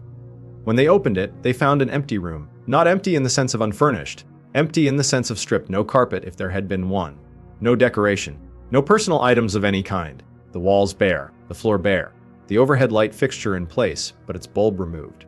On the floor, in the precise center of the empty room, drawn with a substance that analysis later confirmed to be a mixture of organic materials applied with careful intention, a circle. And within the circle, a star.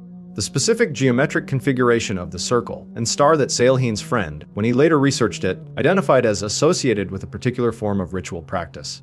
Around the circle, at 4 equidistant points, marks on the floor that had been burned rather than drawn. Small, precise, intentional. And in the center of the star, at its intersection point, a single feature that no one who saw it could explain in terms of how it had gotten there, or what had produced it, a small, regular depression in the floorboards. As though something very small and very heavy had rested there for a very long time, as though whatever had been occupying the center of that circle had weight. Now, I want you to think about that for a second, because this is where the account becomes not simpler but more layered. Because the investigation, the police going through the security camera footage from the building and the surrounding streets, found something. Rhea had left the building. In the weeks before her death, she had left the building on multiple occasions at unusual hours, walking to a church several blocks from her apartment. Not to attend services, she wasn't there on Sundays. She was there on weekday afternoons and late evenings, when the building was largely quiet and the pastoral staff were conducting private counseling sessions and small group meetings. She was there asking to speak with someone. She was there repeatedly, and the people at the church remembered her, because she was, as one staff member put it in the account that eventually reached Saleheen's friend, are impossible to forget. They remembered her face. They remembered what she had asked for. She had asked to be welcomed into the congregation.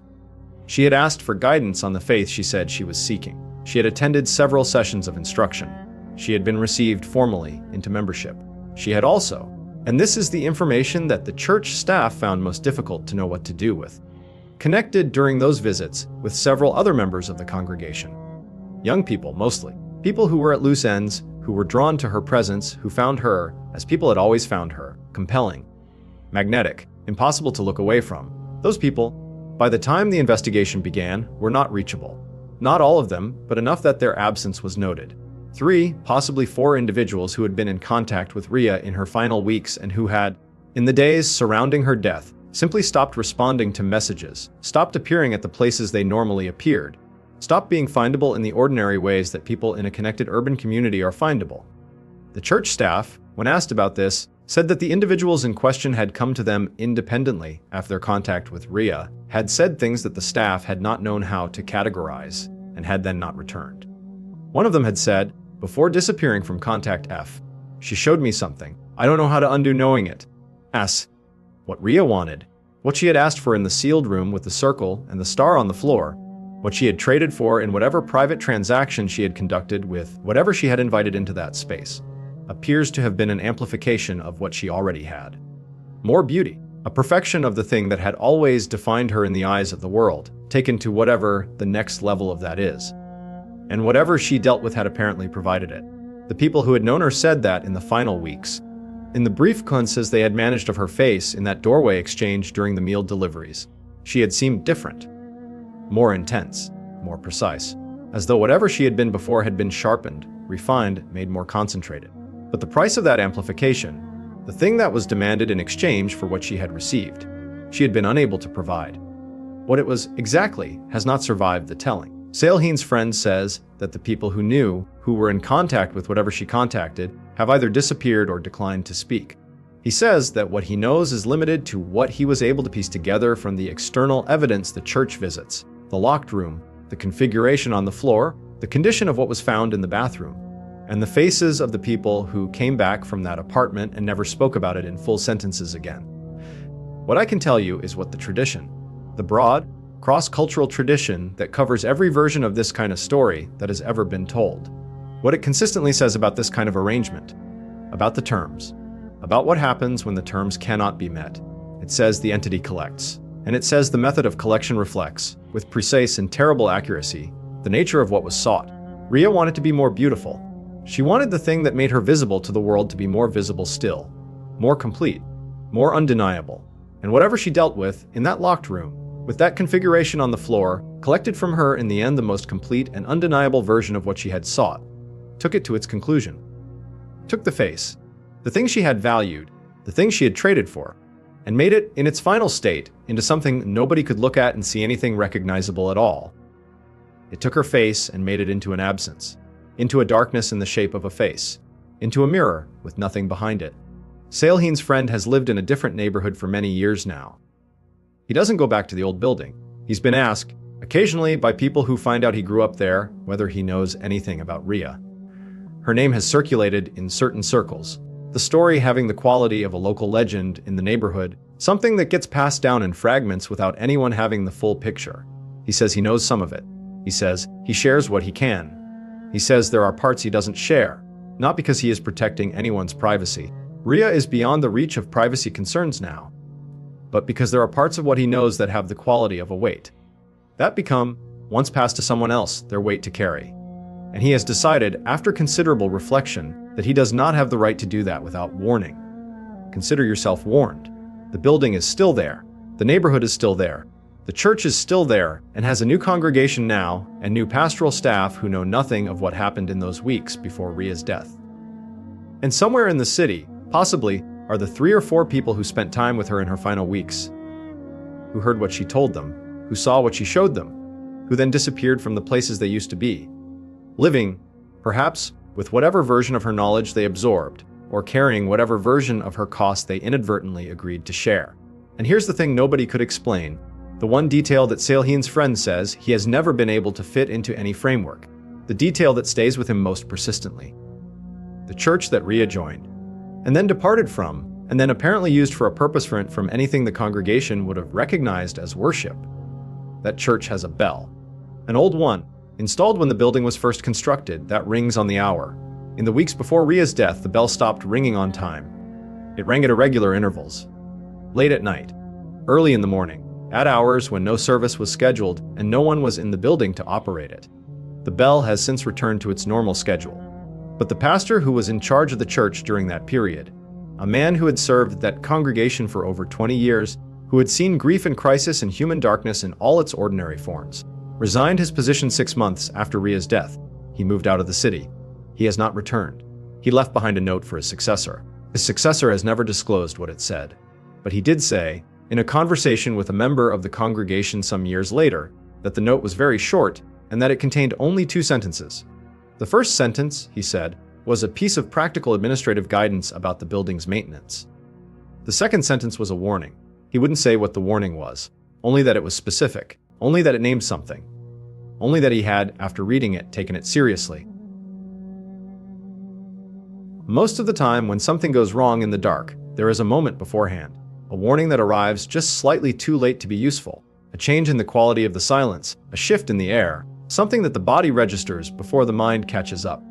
A moment where, if you could pause time and ask yourself the question honestly, you would have to admit that you already knew. That something in you had already understood what was coming and had simply not yet found a way to say it out loud. Lisa had that moment. She just didn't recognize it until much later.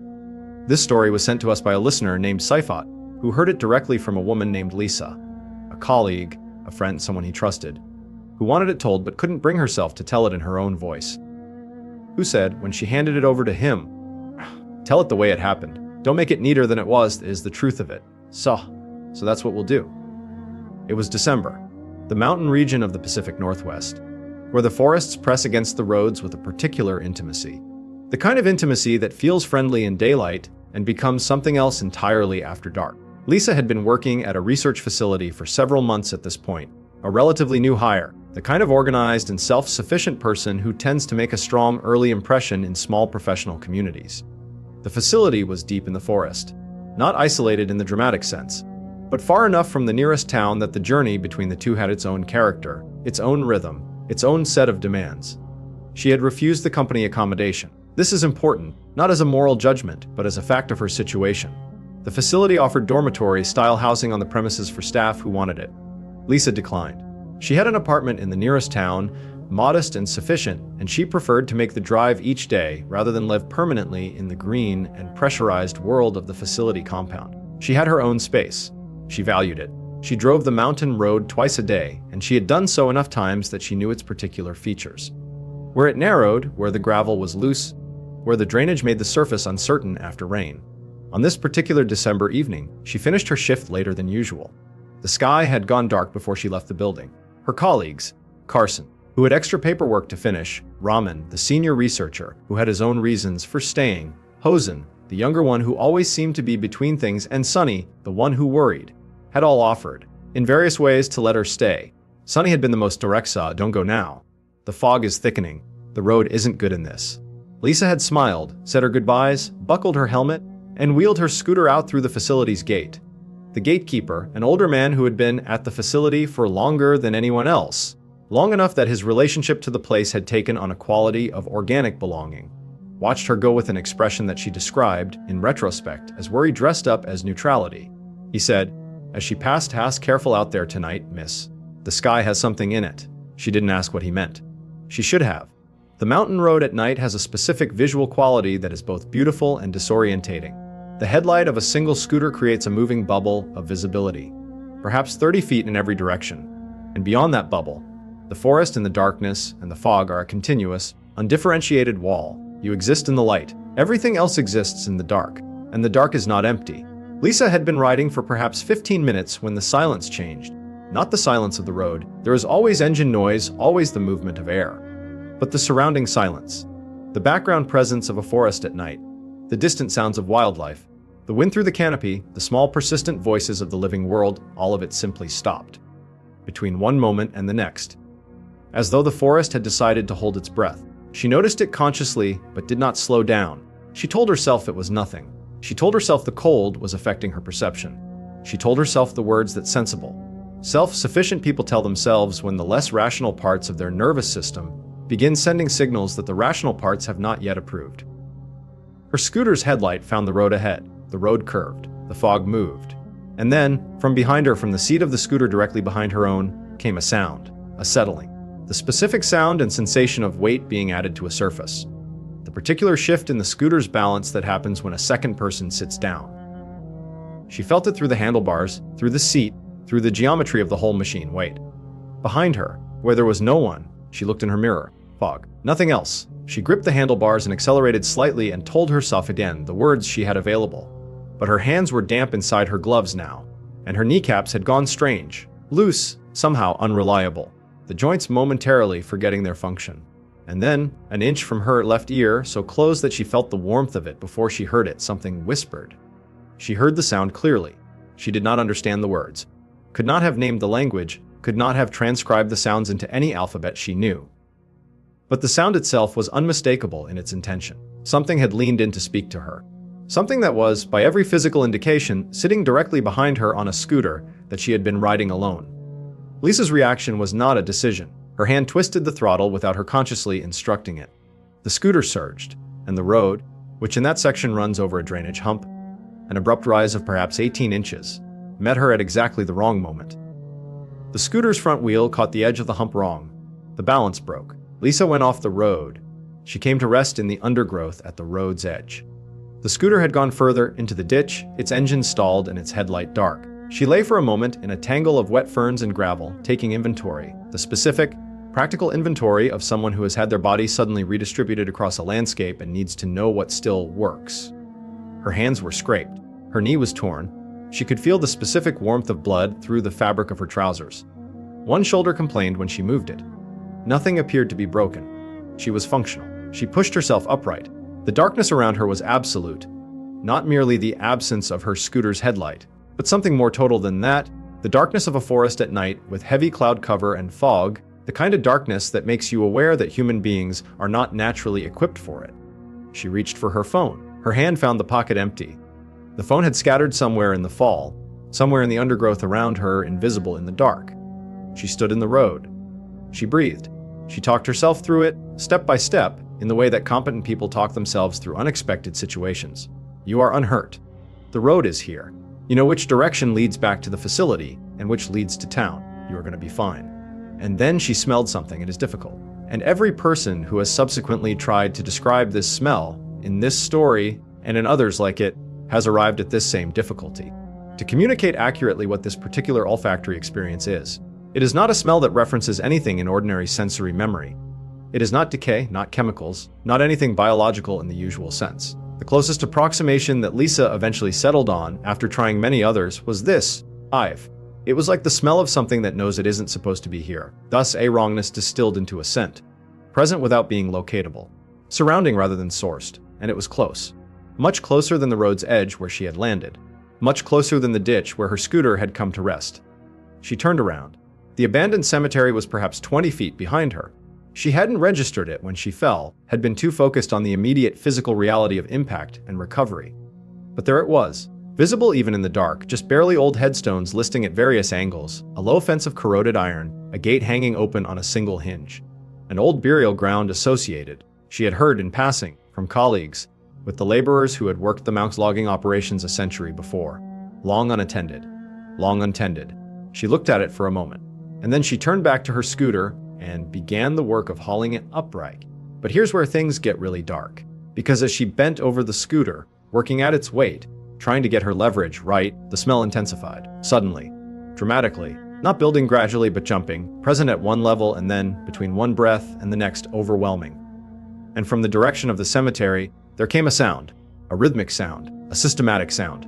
The sound is something covering ground in a series of regular, deliberate impacts, not running, not walking, but something between the two, a bounding motion.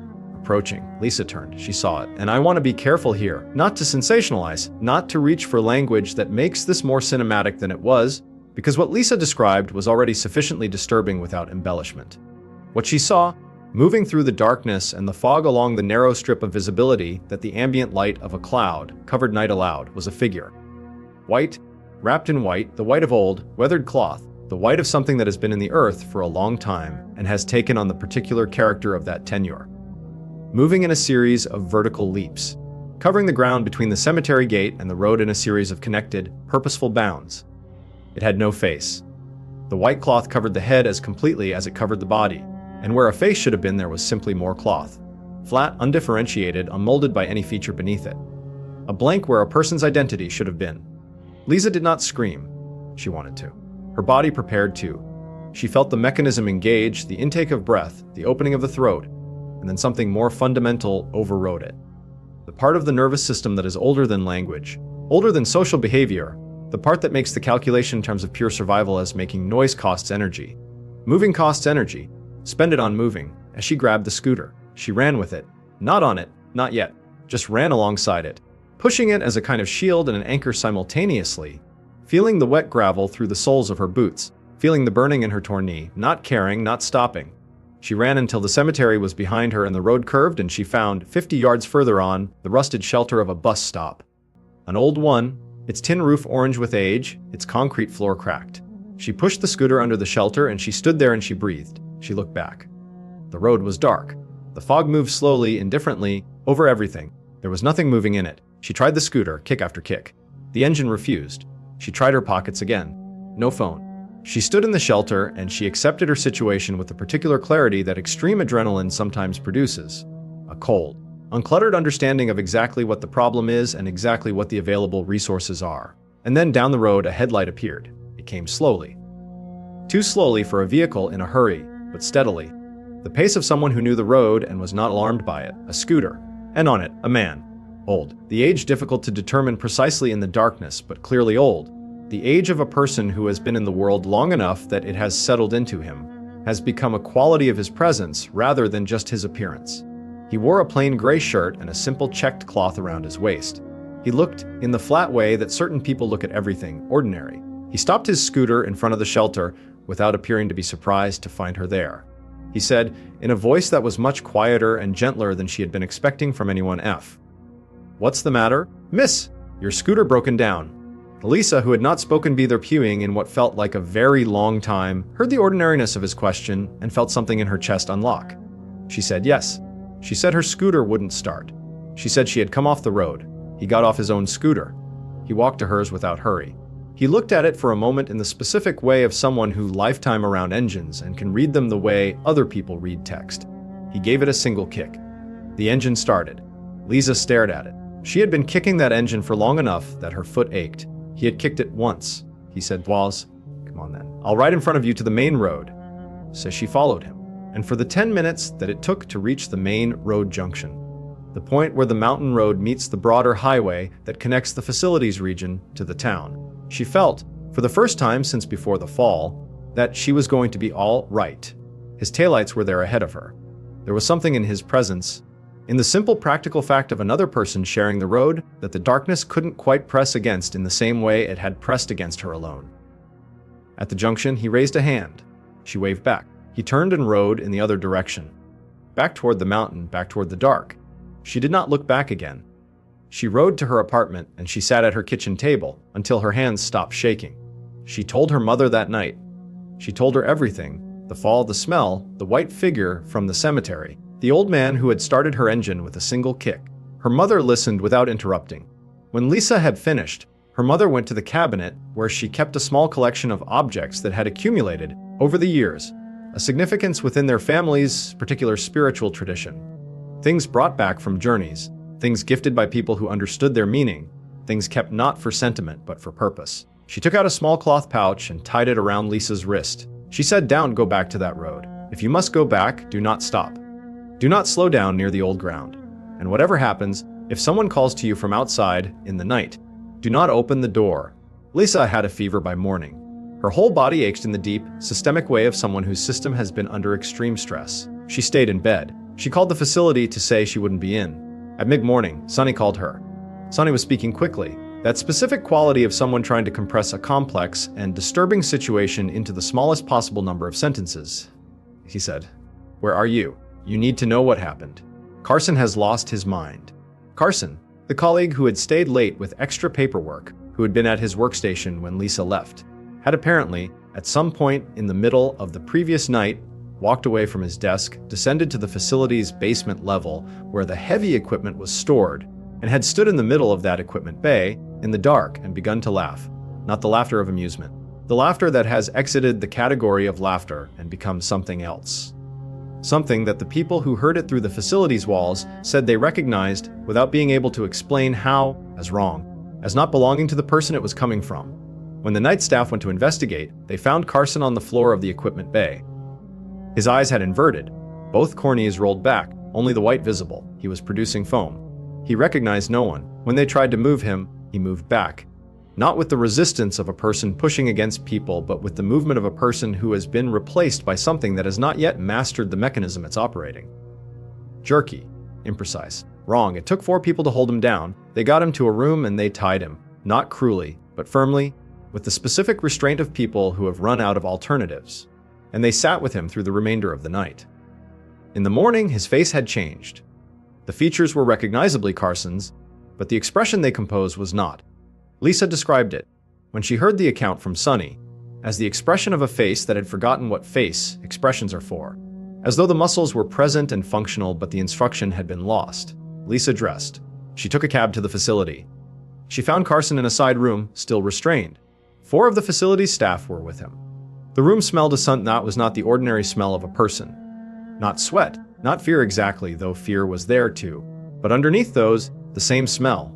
The one from the road, from the cemetery's edge, from behind her on the scooter.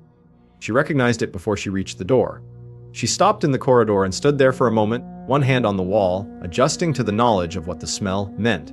She went in. Carson looked at her, and his eyes, which should have been unable to focus, which earlier that morning had reportedly been entirely white, his eyes found her. Found her specifically.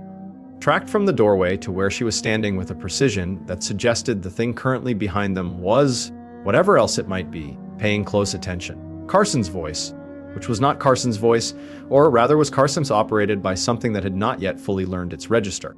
Said you came. I said you would. You were warned the first time. Did you think the second time wouldn't come? Lisa said nothing. The voice continued, lower now, let me in. I want to come through you. We can show them things. All of them, everyone in this building. I can make them see what you've seen. I can make this interesting. Hosen pulled her back, his hand on her arm, firm and urgent. He said quietly into her ear, Lisa, we've called for a pastor, a man from a church in town who has dealt with this kind of thing before. He's on his way. Stay back from Carson. Don't let it talk to you directly. So she let herself be moved. She stood in the corridor and she listened to the sounds from inside the room, the voice cycling through registers, through what sounded like multiple voices, occupying a single throat simultaneously, through periods of silence that were somehow worse than the noise. And she waited. The pastor arrived in the early afternoon. An older man, compact and deliberate, who had served a congregation in the mountain town for many years, and who had, by his own quiet account when he arrived and briefly introduced himself, been called to situations like this one more times than he had expected when he first entered his ministry. He carried with him a bag that he did not open in front of anyone. He asked to be taken directly to Carson's room. He was in the room for a long time. The sounds from inside the room changed while he was in there. Carson's voice, or what was using Carson's voice, went through a progression that the people in the corridor could track through the wall, first louder, more insistent, more varied in its attacks, trying different approaches with the methodical desperation of something that is running out of options. Then quieter still. Then, finally, and this transition was audible enough that the people in the corridor stopped their own conversations to register it. Silent. A different kind of silence than before. Not the pressed, loaded silence of something present and withholding. A simpler silence, an emptier one. The pastor came out. His shirt was damp. There was a long tear across the front of it that no one asked about. He sat down in the corridor and drank a glass of water that someone brought without being asked. He said, he's quieter now. But what's in him is old and it's strong, and this isn't the right place to finish this. He needs to be somewhere more contained. Somewhere the boundaries have been properly maintained. There's a room at my church. We've used it for this kind of work before. Can someone drive him? Ramen and Hosen said they would. The pastor stood up to leave. He turned as he reached the end of the corridor, and he looked back at Lisa. He had, she said, the kind of eyes that suggest the person behind them has seen a great many things and has stopped being surprised by any of them. He said, "Miss, before you sleep tonight, set a threshold at your door. Salt is traditional for a reason. It marks the boundary between your space and what's outside it. And don't open the door after dark for anything that doesn't identify itself clearly, even if it sounds like someone you know. Especially then." He left. Lisa went home. She followed his instruction. She poured a careful line of salt across her doorway. She closed her windows. She lay down on her bed in her clothes and she closed her eyes, and she tried to do what her body was asking her to do, which was sleep. She was almost there. That specific threshold state, neither fully conscious nor unconscious, where the room has begun to shift its proportions slightly and the thoughts have started to lose their sequential logic. When the sound at her window began. A scratching. Fingernails against glass. Regular. Patient. The sound of something that had decided to wait and was comfortable waiting. She lay still. She did not open her eyes. She counted her breaths. The scratching continued for what she estimated at 2 to 3 minutes and then stopped. The doorbell rang. Her apartment did not have an electronic doorbell. It never had. The building used a simple knocker. A heavy brass ring mounted on the door, producing a knock that was unmistakable in its character. An electronic doorbell chime was not something her door could produce. And yet, she heard it. Clear, bright two-note electronic. The specific two-note chime of a doorbell, coming from her door. She sat up. The pastor's words arrived before she reached the door. "If I don't open the door after dark for anything that doesn't identify itself clearly." And she stopped. She went to the door and she looked through the peephole instead. The corridor was empty, lit by its single overhead bulb, casting the same shadows it always cast. No one at the door, no one visible in either direction. Except, and here is the detail that has stayed with her most persistently, the one she mentioned to Sifat last when she was going through the account, the one she seemed most reluctant to include, but most unable to omit.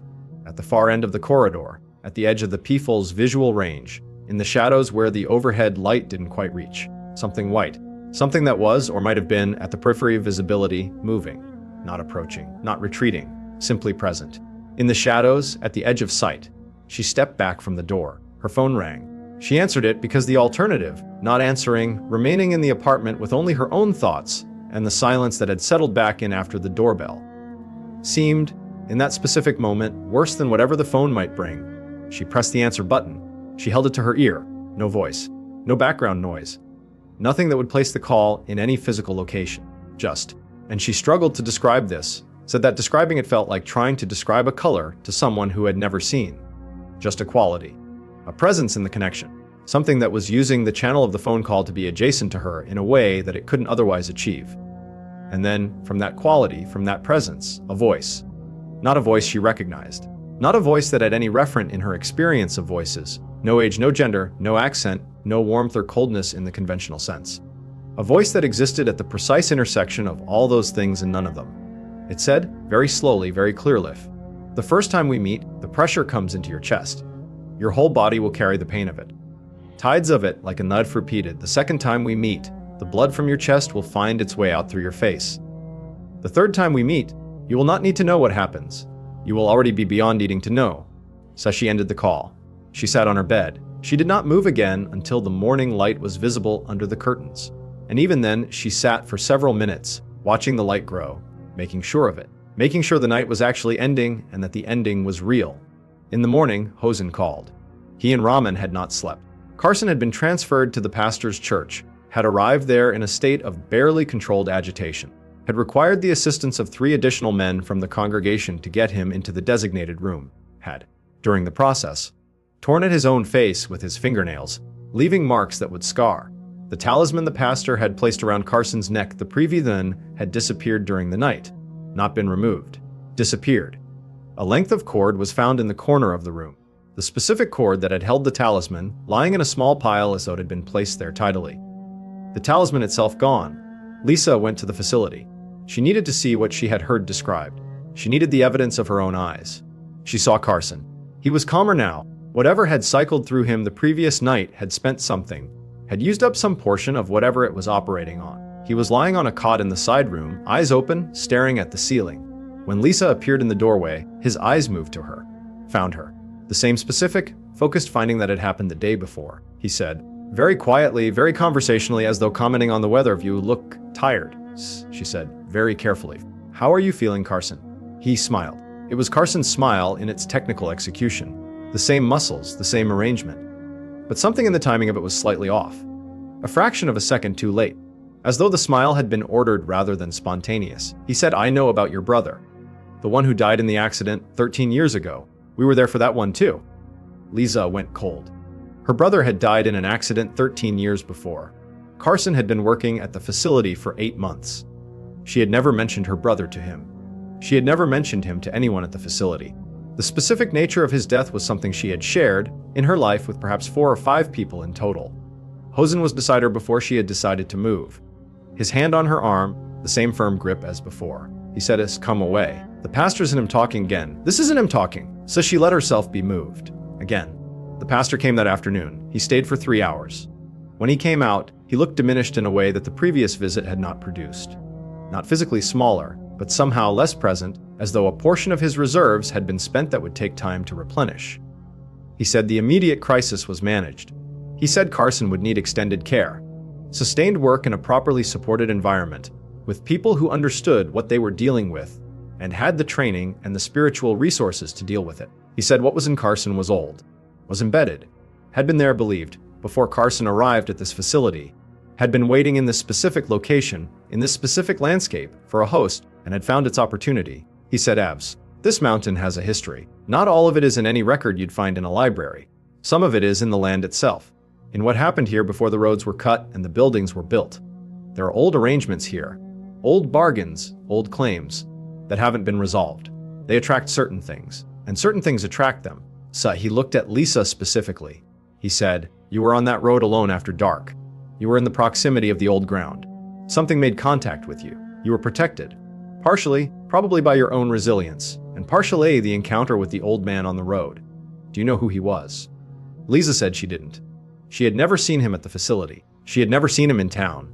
The pastor nodded slowly, in the way of someone confirming something they had already suspected. He said, Naf, before you leave today, I'm going to give you something. Keep it with you on the road. And if you encounter the old man again, thank him. Whatever he is, whatever his relationship to this particular stretch of mountain, he was on your side that night. Not everything out there is against you. But you need to know the difference, and you need to know it quickly. Sev, he gave her a small container of blessed sand, the specific preparation that is tradition used for boundary making. He told her to spread it across the threshold of her apartment door each night. He told her the rules of the road: don't stop near the old ground. Don't accept an invitation from anything that doesn't approach you in full light. Don't let curiosity override the instinct that has already told you what something is. The group left the facility together. Carson was moved by vehicle, prone, covered, attended by Raman and a nurse from the nearby clinic, to the pastor's church for the extended treatment he would need. Hosen rode with Lisa as far as the main road junction. He watched until she turned toward town and disappeared around the first bend. She stopped looking in her rearview mirror after the third corner. She had learned, in the preceding 48 hours, that some things are worse than to simply encounter when they arrive. Carson spent 3 weeks in the pastor's care. He recovered, or something close to recovery, which is what is available in circumstances like his. When he returned to himself, he had no memory of the period of his possession. None. The entirety of those weeks simply absent from his internal record. A gap where experience should have been. The doctors described this induced dissociation. The pastor described it as a mercy. Lisa resigned from the facility a month after the events of that December. She could not have told you precisely why, not because she lacked reasons, but because the reasons were too numerous and too tangled to present in any organized way. She simply knew that the road was wrong for her now. That the mountain had looked at her, briefly and with full attention, and that even if it looked away again, she would always know that it could look back. She found other work. She moved to a different part of the city. She does not drive mountain roads after dark. And the old man on the road, the one who kicked her scooter into life with a single motion and escorted her to the safety of the main road junction and then turned back toward the dark without explanation. She asked about him. Carefully, over time, as she found opportunities. Speaking to people who'd been in the mountain's history, people who had been in the region for generations, people whose families had worked that land before the roads came. Nobody knew him. Nobody recognized the description. The gray shirt, the check cloth, the particular quality of his stillness, the specific gentleness of his voice. These details produced, from the people she asked, a variety of reactions. Some shook their heads. Some looked at her for a moment without speaking, then changed the subject. One woman, old, with the kind of face that suggests an entire private education in things that don't get written down, looked at her for a long time and then said, very quietly, "Ugh. There are some on that mountain who have been there longer than the trouble has, who watch the road because the road needs watching. Don't worry about who he is. Worry about whether you thanked him." Say Elisa had not thanked him. She had been too frightened in the moment, and he had been too gone in the aftermath. She went back. Not at night. In full daylight, on a clear afternoon, she drove the mountain road to the point where she had come off it that December night. She stood at the side of the road where she had lain in the wet ferns, and she looked at the cemetery with its listing headstones and its corroded gate. She looked at the road in both directions. She stood there for a moment. She said thank you, out loud, to the road and the forest and the specific quality of this mountain's attention. She said it clearly, with the full weight of what she meant. And then she got back on her scooter and she'd rode back down to the main road, and she did not look in the rearview mirror, she said. And this is the last thing Saifat passed along from her. The last thing she said before she handed the story over and asked him to tell it for her. She said, "I don't know what he was. I don't know what the thing at the cemetery was. I don't know what used Carson for those weeks, or what it wanted from me, or whether it's still on that mountain waiting for the next person who comes down that road too late in the day. What I know is that something was against me and something was for me, and the difference between those two things was the difference between the road and not the road. Between being here and not being here. And I know that I owe something to whatever was for me. I don't know how to repay it, but I know I owe it." Sas. And I think that's the most honest thing anyone has ever said about an experience like hers. Not that they understand it, not that they've made peace with it, just that they know what they owe, and they're paying it forward by telling the truth about what happened. That's what we're doing here tonight. That's always what we're doing here. Before we close tonight, I want to share 3 more accounts with you. They came from different listeners, from different parts of their lives, and they don't share a single location or a single character. What they share is something else. A quality of smallness, of intimacy, of the paranormal arriving not in the dramatic set, piece fashion of a haunted house or a forest ritual, but in the quiet, ordinary moments of a life being lived. A grandfather's bedroom wall, a country road after a market day, a hostel bathroom in the middle of the night, small windows. But what you see through them is not small. By the first account, what gathered in the next room, this one comes from a listener who asked us simply to call him by his initials. He heard it from his grandfather, a man who had spent his career as a professor of Arabic studies at a respected college in the Pacific Northwest, a man of considerable learning and equally considerable faith, who had seen enough of the world's complexity to be neither dismissively unexplained nor credulous about it. A man, in other words, whose account carries a particular weight precisely because of who he was. The grandfather, our listener's family called him Nana, a term of affectionate seniority, had during his student years lived in a boarding arrangement that was common in his era and his community. He was studying in a town far from his family, and a local school teacher, known to everyone in the neighborhood by the title master, in recognition of his profession, had taken him in as a lodger. The arrangement was practical and warm. The master was a respected figure, a teacher by day and, quietly, by night, a practitioner of what might be called spiritual medicine, the treatment of ailments that conventional medicine couldn't reach, the kind of work that sits at the junction of faith and the invisible world, and the long human tradition of calling on forces beyond the ordinary to address suffering that the ordinary cannot resolve. Our listener's grandfather was given a room adjacent to the master's own bedroom. The 2 rooms shared a wall built in the style of that era and region, of woven bamboo panels over a timber frame, which meant that the boundary between the 2 spaces was permeable in the way that such walls always are. Sound passed through it. Light at certain angles passed through it. And on the night our listener's grandfather described, something else passed through it too. Or rather, something gathered on the other side of it, close enough to be felt through the weave of the bamboo. The grandfather had been asleep. He woke, as people sometimes wake in the deep middle of the night, with the specific alertness of someone whose body has registered something. Before the mind has caught up, he lay still for a moment, orienting himself. And then he heard it. The master's room was full of voices. Not one voice. Many, the specific acoustic quality. And our listener's grandfather was precise about this, having thought about it carefully in the years since, was not the quality of a gathering of physical people in a room. Physical gatherings have a directionality, a positional logic, voices coming from specific points in space. This was different. These voices seemed to occupy the room as a volume rather than as a collection of sources. as though the air itself had developed the capacity for speech and was exercising it simultaneously from every point at once. And the content of what the voices were saying, insofar as the grandfather could determine from his position on the other side of the bamboo wall, was not conversation. It was intention. It was the sound of things that had gathered in that room with a specific purpose, and that purpose was not friendly. He pressed himself to the wall, not to listen more clearly, to understand more clearly, which is a different thing. And through the gaps in the bamboo weave, in the dim light that filtered through from the master's room, he saw shapes. Not people. Not the shadows of people. Shapes that moved with the fluidity of smoke, but with the intention of creatures. Drifting, circling. Concentrating around the master's bed with the specific patient focus of things that were waiting for the right moment to act. And from above, from outside, from the direction of the tall trees that surrounded the property, a single voice, louder than the others, commanding rather than conspiratorial, calling down to the shapes in the room below. Tear his throat. Tear it out. All of you. Take him. The shapes in the room responded. They moved toward the bed. And from the bed, from the master himself, who had clearly been awake, who had clearly been aware of what was gathering around him, who had apparently been engaged in a sustained and focused act of spiritual resistance throughout this entire assembly, came a response.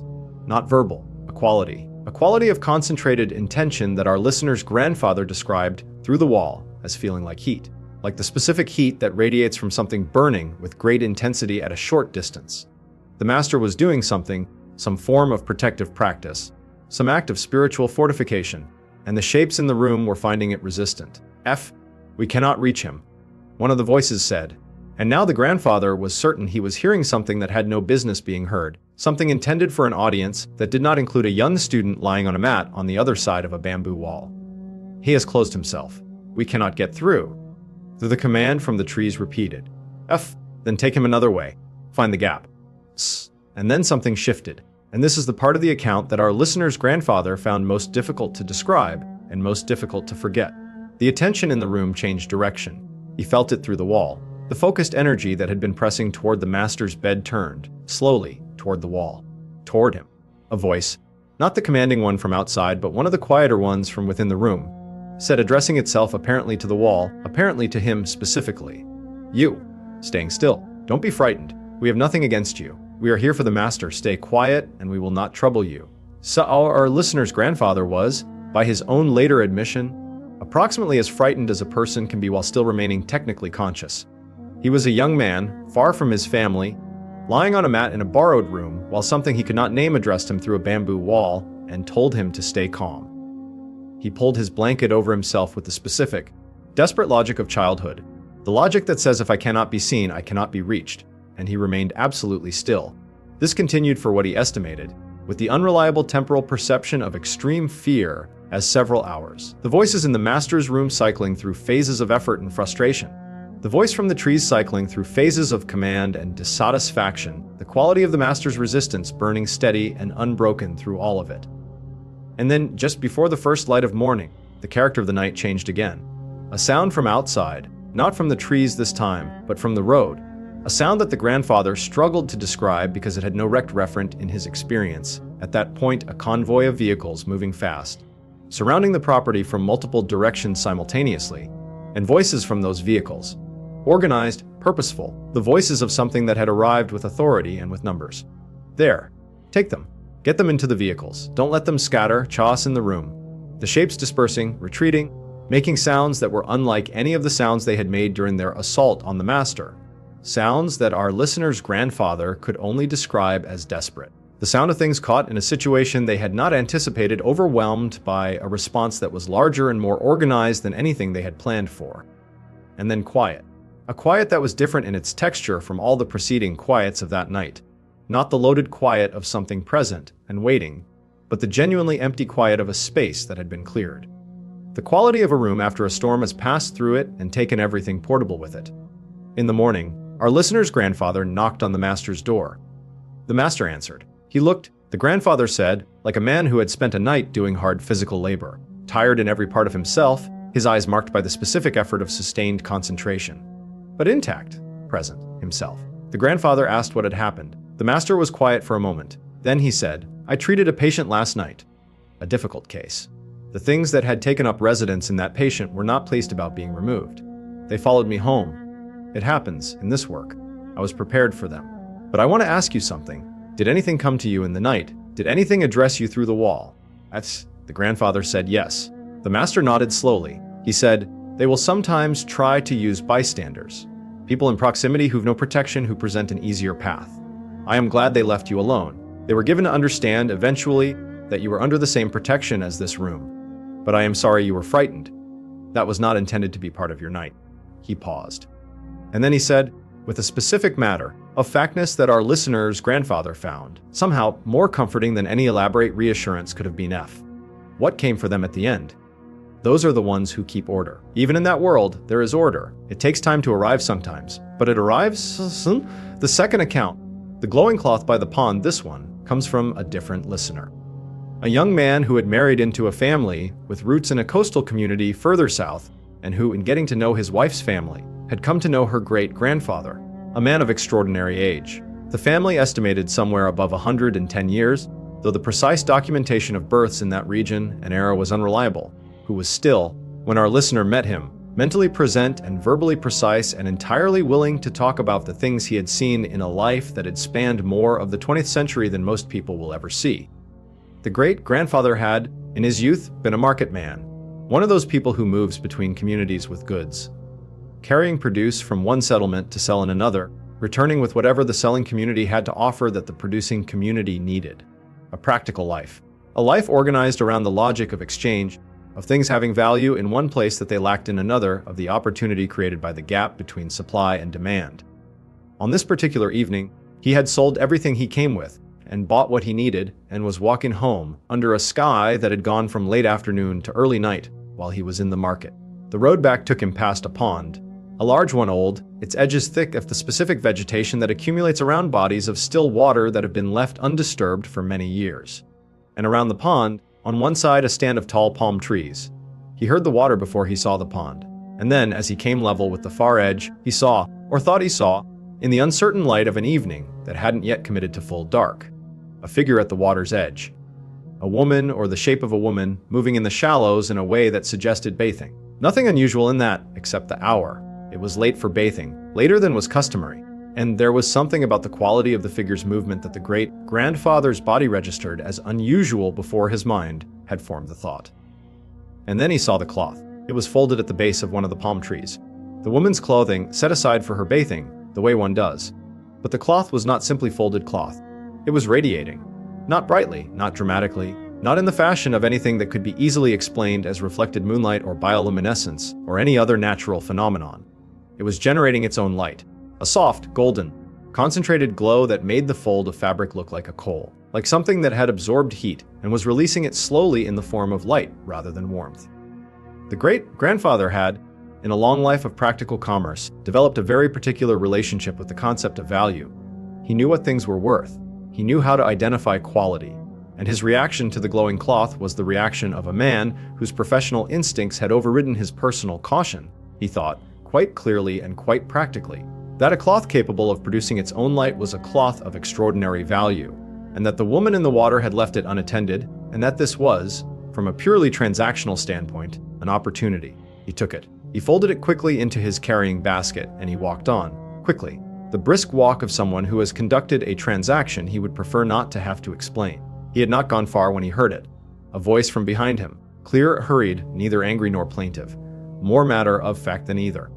The voice of someone making a reasonable request. That cloth belongs to me. Please return it. As he walked faster, continued at the same unhurried pace, maintaining its distance behind him without apparent effort. You took something that is not yours. I am asking for it back. If you return it now, there need be no difficulty. He kept walking. The great-grandfather was, by all accounts, a stubborn man. The voice shifted register. Not angrier. Different. As though it had assessed the situation and decided to try a different approach.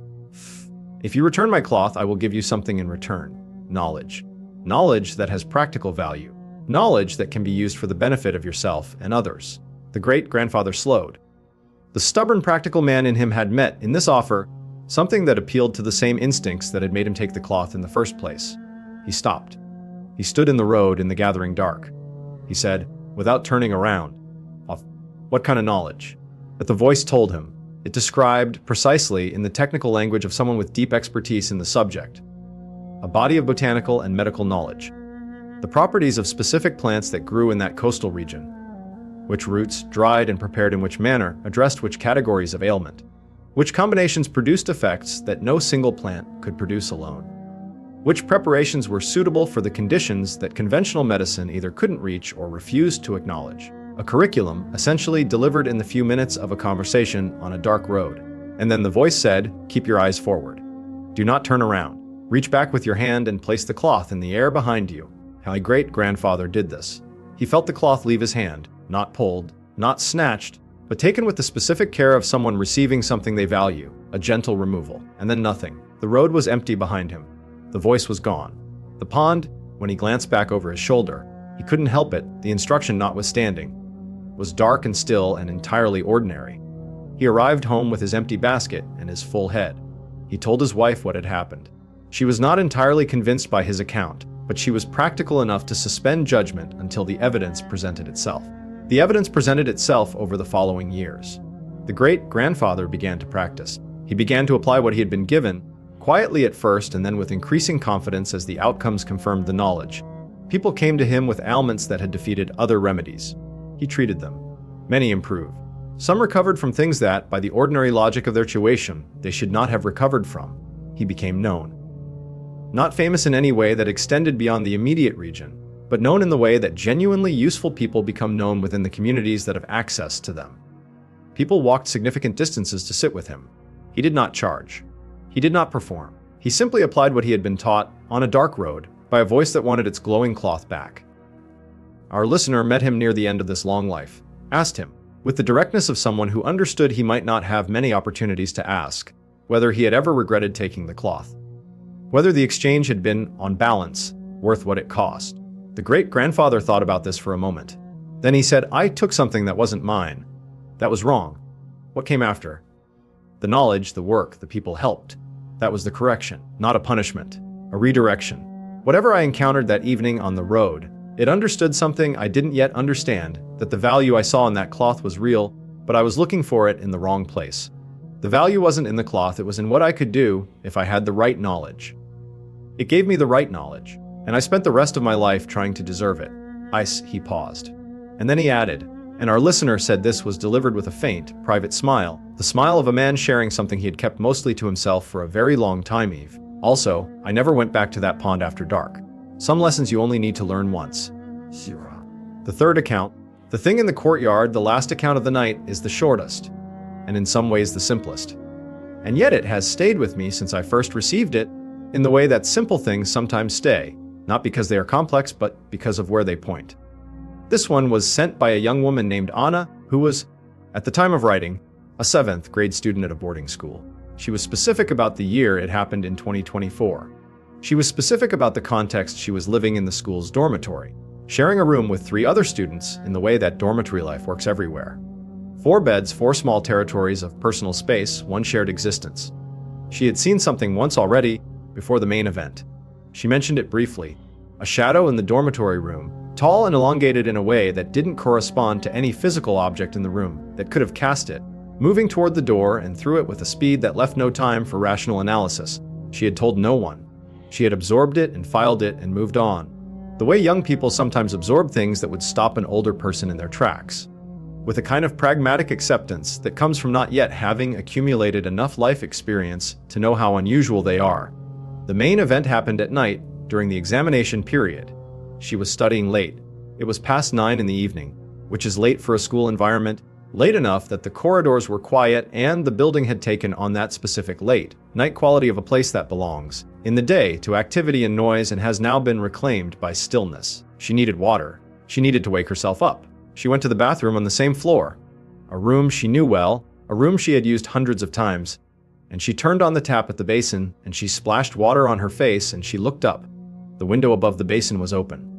It looked out into a narrow courtyard between the academic building and the main dormitory block, and beyond the courtyard, across a small passage of overgrown space, stood the local church. Not a large one, an old one, modest, with the particular architectural simplicity of a building that has been used consistently for a long time without being significantly renovated. At its entrance, a single external light, the kind that stays on all night, that marks the door for anyone arriving after dark. In the light of that single lamp, filtered through the courtyard and the overgrown passage and the window glass, Anna could see the near edge of the overgrown space. And in that near edge, in the scrubby grass and small trees that had been allowed to grow unchecked between the two buildings, something was crouching. A figure. Human in its general proportions. 2 arms, visible, pressed against the ground, a torso, visible, parallel to the ground, 2 legs, visible, bent at angles that put the figure low, close to the earth, in a posture that had no comfortable name in the vocabulary of ordinary human movement. Not kneeling, not sitting. Something more animal than either of those. The posture of something that moves on 4 points when it chooses to, that has selected this position not out of rest but out of readiness. She looked at it for a moment. Her mind ran through the available explanations. An animal of some kind, a dog perhaps, or a large cat, though the arms were wrong for either, the proportions were wrong for either, and arrived at none of them with any conviction. Her eyes adjusted to the light, or tried to. She looked for the head. There was no head. Not hidden, not turned away, not obscured by shadow. Absent. The figure's neck ended at a point where a head should have begun, and above that point there was nothing. The courtyard air, the church wall behind it. Nothing else. And then it moved. It had been still. So still that she had almost convinced herself it was a trick of the light, a confluence of shadows and the limited visibility of a foggy evening. And then it moved. Not toward her. Not in any direction that brought it closer. It simply rose, quickly and flippantly, from its crouch to a vertical position, and in one continuous motion it went up. Into the nearest tree, ascending the trunk with a speed and smoothness that no 4-limbed creature she had any knowledge of could have matched. Up and then, not gone exactly, but absorbed. Becoming part of the tree, part of the darkness above the reach of the lamp's light, gone from sight as completely as though it had simply ceased to exist. Anna stood at the basin with water on her face and her hands gripping the edge of the porcelain, and she breathed. She counted the breaths. She made the calculation that people make in these moments. The calculation of what her options were, what the rational response was, what the immediate practical requirements of her situation were.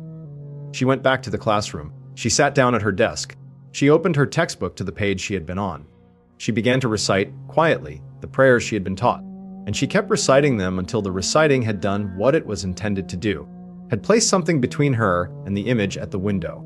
A kind of spiritual buffer, a reminder that what she believed in was larger than what she had seen. She didn't tell her classmates. She finished her studying. She went to bed. She said, in the account she sent us, after that night, nothing else happened to me. I don't know what it was. I don't know if it knew I saw it. I don't know if it mattered to it that I saw it. What I know is that I saw it, and I did the right thing afterward. I prayed, and I didn't run, and I let the night pass, and the next day was normal. And the day after that, some things I think you're just supposed to see, not to understand. Just to see, so that you know the world is bigger than the parts of it you spend most of your time in. Us. And I think that's as good a place as any to close tonight. 3 accounts. 3 small windows, each one looking out into the same enormous dark. A young student lying still while voices gathered in the next room. An old man on a country road, holding a cloth that glowed like something alive, making a trade he hadn't planned to make. A girl at a school bathroom window, watching something headless climb a tree with the easy confidence of something that has never needed to explain itself to anyone. None of these stories have tidy endings. None of them resolve into an explanation that makes the experience fully legible. What they leave you with, instead, is what Anna said. The knowledge that the world is bigger than the parts of it you spend most of your time in. That just beyond the edges of the ordinary, in the next room, at the pond's edge. In the courtyard between buildings, something else is happening. Something that has its own logic, its own order, its own rules. Rules that are not ours, that we didn't write, that we can't repeal. And occasionally, if conditions are right, if you're in the right place at the right time, or the right place at the wrong time, you get to see through the window. What you do with what you see is up to you. I'll see you next time.